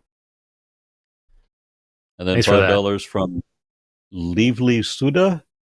I hope I said that right. Used to be a regular viewer, then I fell off because I got busy. Recently picked it up again. Thank you for being as enjoyable as ever. This person is obviously referring to yourself. No, I think he's referring to you. I know how I am. Takes all kinds. We got $4.99 from Falcon Storm. Amir dude, by your own argument, with everyone else telling you that you are wrong, you are wrong. Yeah. Just what a non sequitur. I understand intuitively, it feels right. Other people, groups of people are right about things, right? And it's intuitively you can feel that, but no, probabilistically. If everybody in the room tells you they're wrong, I would think I must be missing something. But I'm not going to believe it just because they say I'm wrong. You have to show me that I'm wrong. All right. Yeah, and that's where the reason and argumentation come in. Sorry, go ahead. $10 Californian from Crownick. Thanks for the thought-provoking discussions and the entertainment. You guys are doing a public service. Stay frosty. Thank you kindly. Mm-hmm. Stay frosty. The weather in Canada, neat area, the Blue Water River is pretty amazing. Yeah, hot and muggy. Oof. I'm glad I'm back here in Seattle where it's hot and smoky rather than hot and muggy. All the forest fires. I think it's yours. Sorry, I think it was, yeah. I was going to say, and I was walking off of the train yesterday out of the airport, and I was like, who's got a fireplace going this time of year? I'm like, oh, wait, it's probably just a forest fire nearby. Anyway, $20 from Rob Lifton. I'm an idiot. I live less than an hour's drive to Port Huron / Serena. Maybe next year I'll attend. Yeah. What's that? Sarnia, where you were. Sarnia. Okay. Yeah. Yeah, absolutely. Come down next time. I'll probably be going to the Baja Con next year too, because it was a really fun experience, and I definitely want to do more of these. I cannot see what that symbol is. $5 from Legally Mod. All hail the something bunny, I guess. Tooth Bunny. Tooth bunny. Tooth Bunny. That's something that me and Forrest do. Because I'm an ex Jehovah's Witness. My brain is not wired for holidays or birthdays, and even just like because I didn't celebrate those things until I was in my late 20s. So I accidentally made the gaffe one stream when I was trying to talk about the Tooth Fairy. I called it the Tooth Bunny, and now here we are. So I saw the last time I was on the show, somebody in the chat said, Tooth Bunny, bring me to Satan." Like, I need that on a T-shirt. I'm actually thinking about I'll probably generate and Jimmy, take him or not, I'm gonna probably try to generate maybe a mug or a T-shirt design and maybe something Tooth Bunny related going. But I've noticed that a lot of different channels are taking this kind of this mascot type stuff and doing stuff with it. Like Eric from Planet Peterson, he has a little stuffed animal called Spanky. Justin from Deconstruction Zone, he has a rock with googly eyes on it called Doug. We have the Tooth Bunny, and we also now have Zerba. And whenever dealing with presuppositional apologetics, you can counter argue that, hey, this rock with googly eyes on it is the founding and grounding for all knowledge and logic and reason, and basically just reframe the presuppositional argument right back at them with your own, arbitrary presupposition. And now you're at a stalemate, because if you can't agree on a presupposition, arguing any further is useless.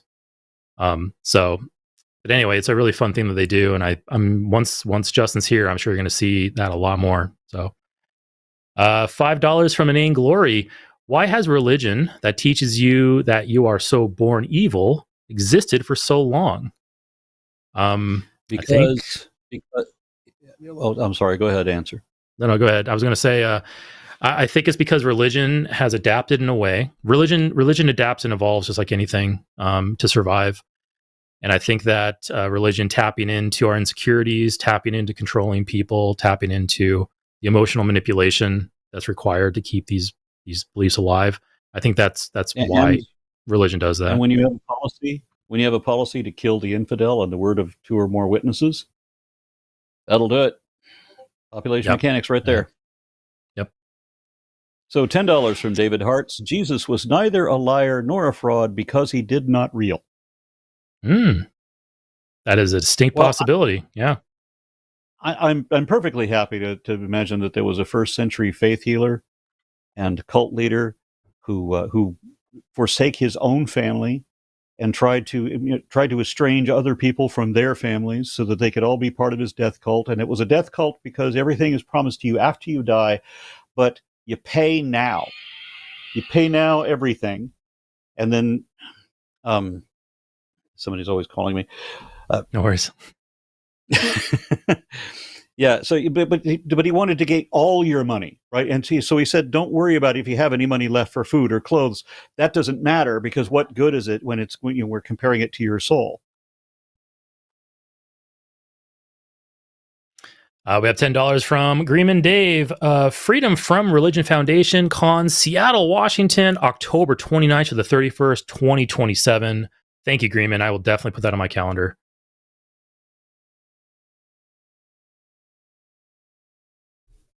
$10 from the Atheist Mechanic. We all love you too, Aron.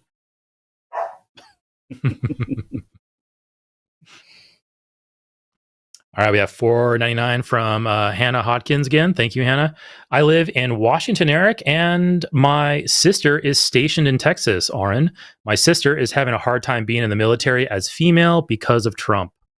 Yeah, I can imagine that's probably causing a lot of issues for anybody who is not a white dude.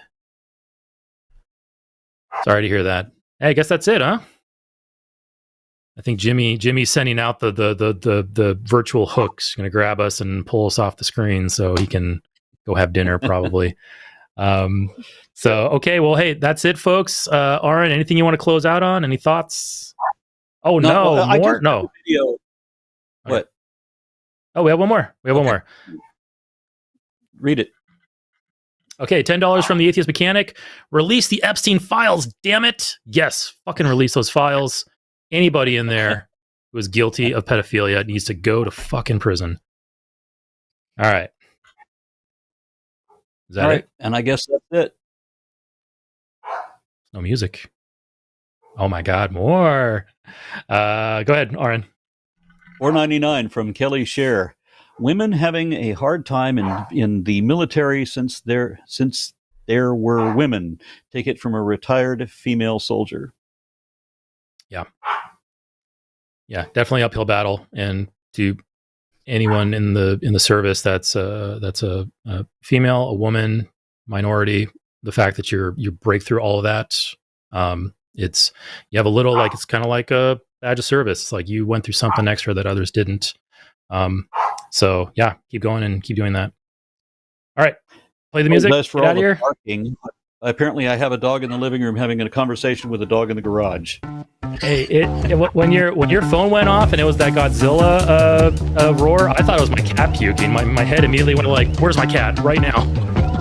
So, I'm thinking, who's calling at this time of night? I don't know. Yeah, I just forgot my phone. But anyway, bye, folks. Have a good night. Get out of here. Go eat some dinner. Have a beer. Relax. Join the Patreon. Jimmy says join the Patreon. Come to the thing on Saturday. Boy, this music's loud. Come to the Patreon event on Saturday by joining on patreon.com/calltheline. Become a member at $15 more a month, and you can enjoy that thing on Saturday. Wow.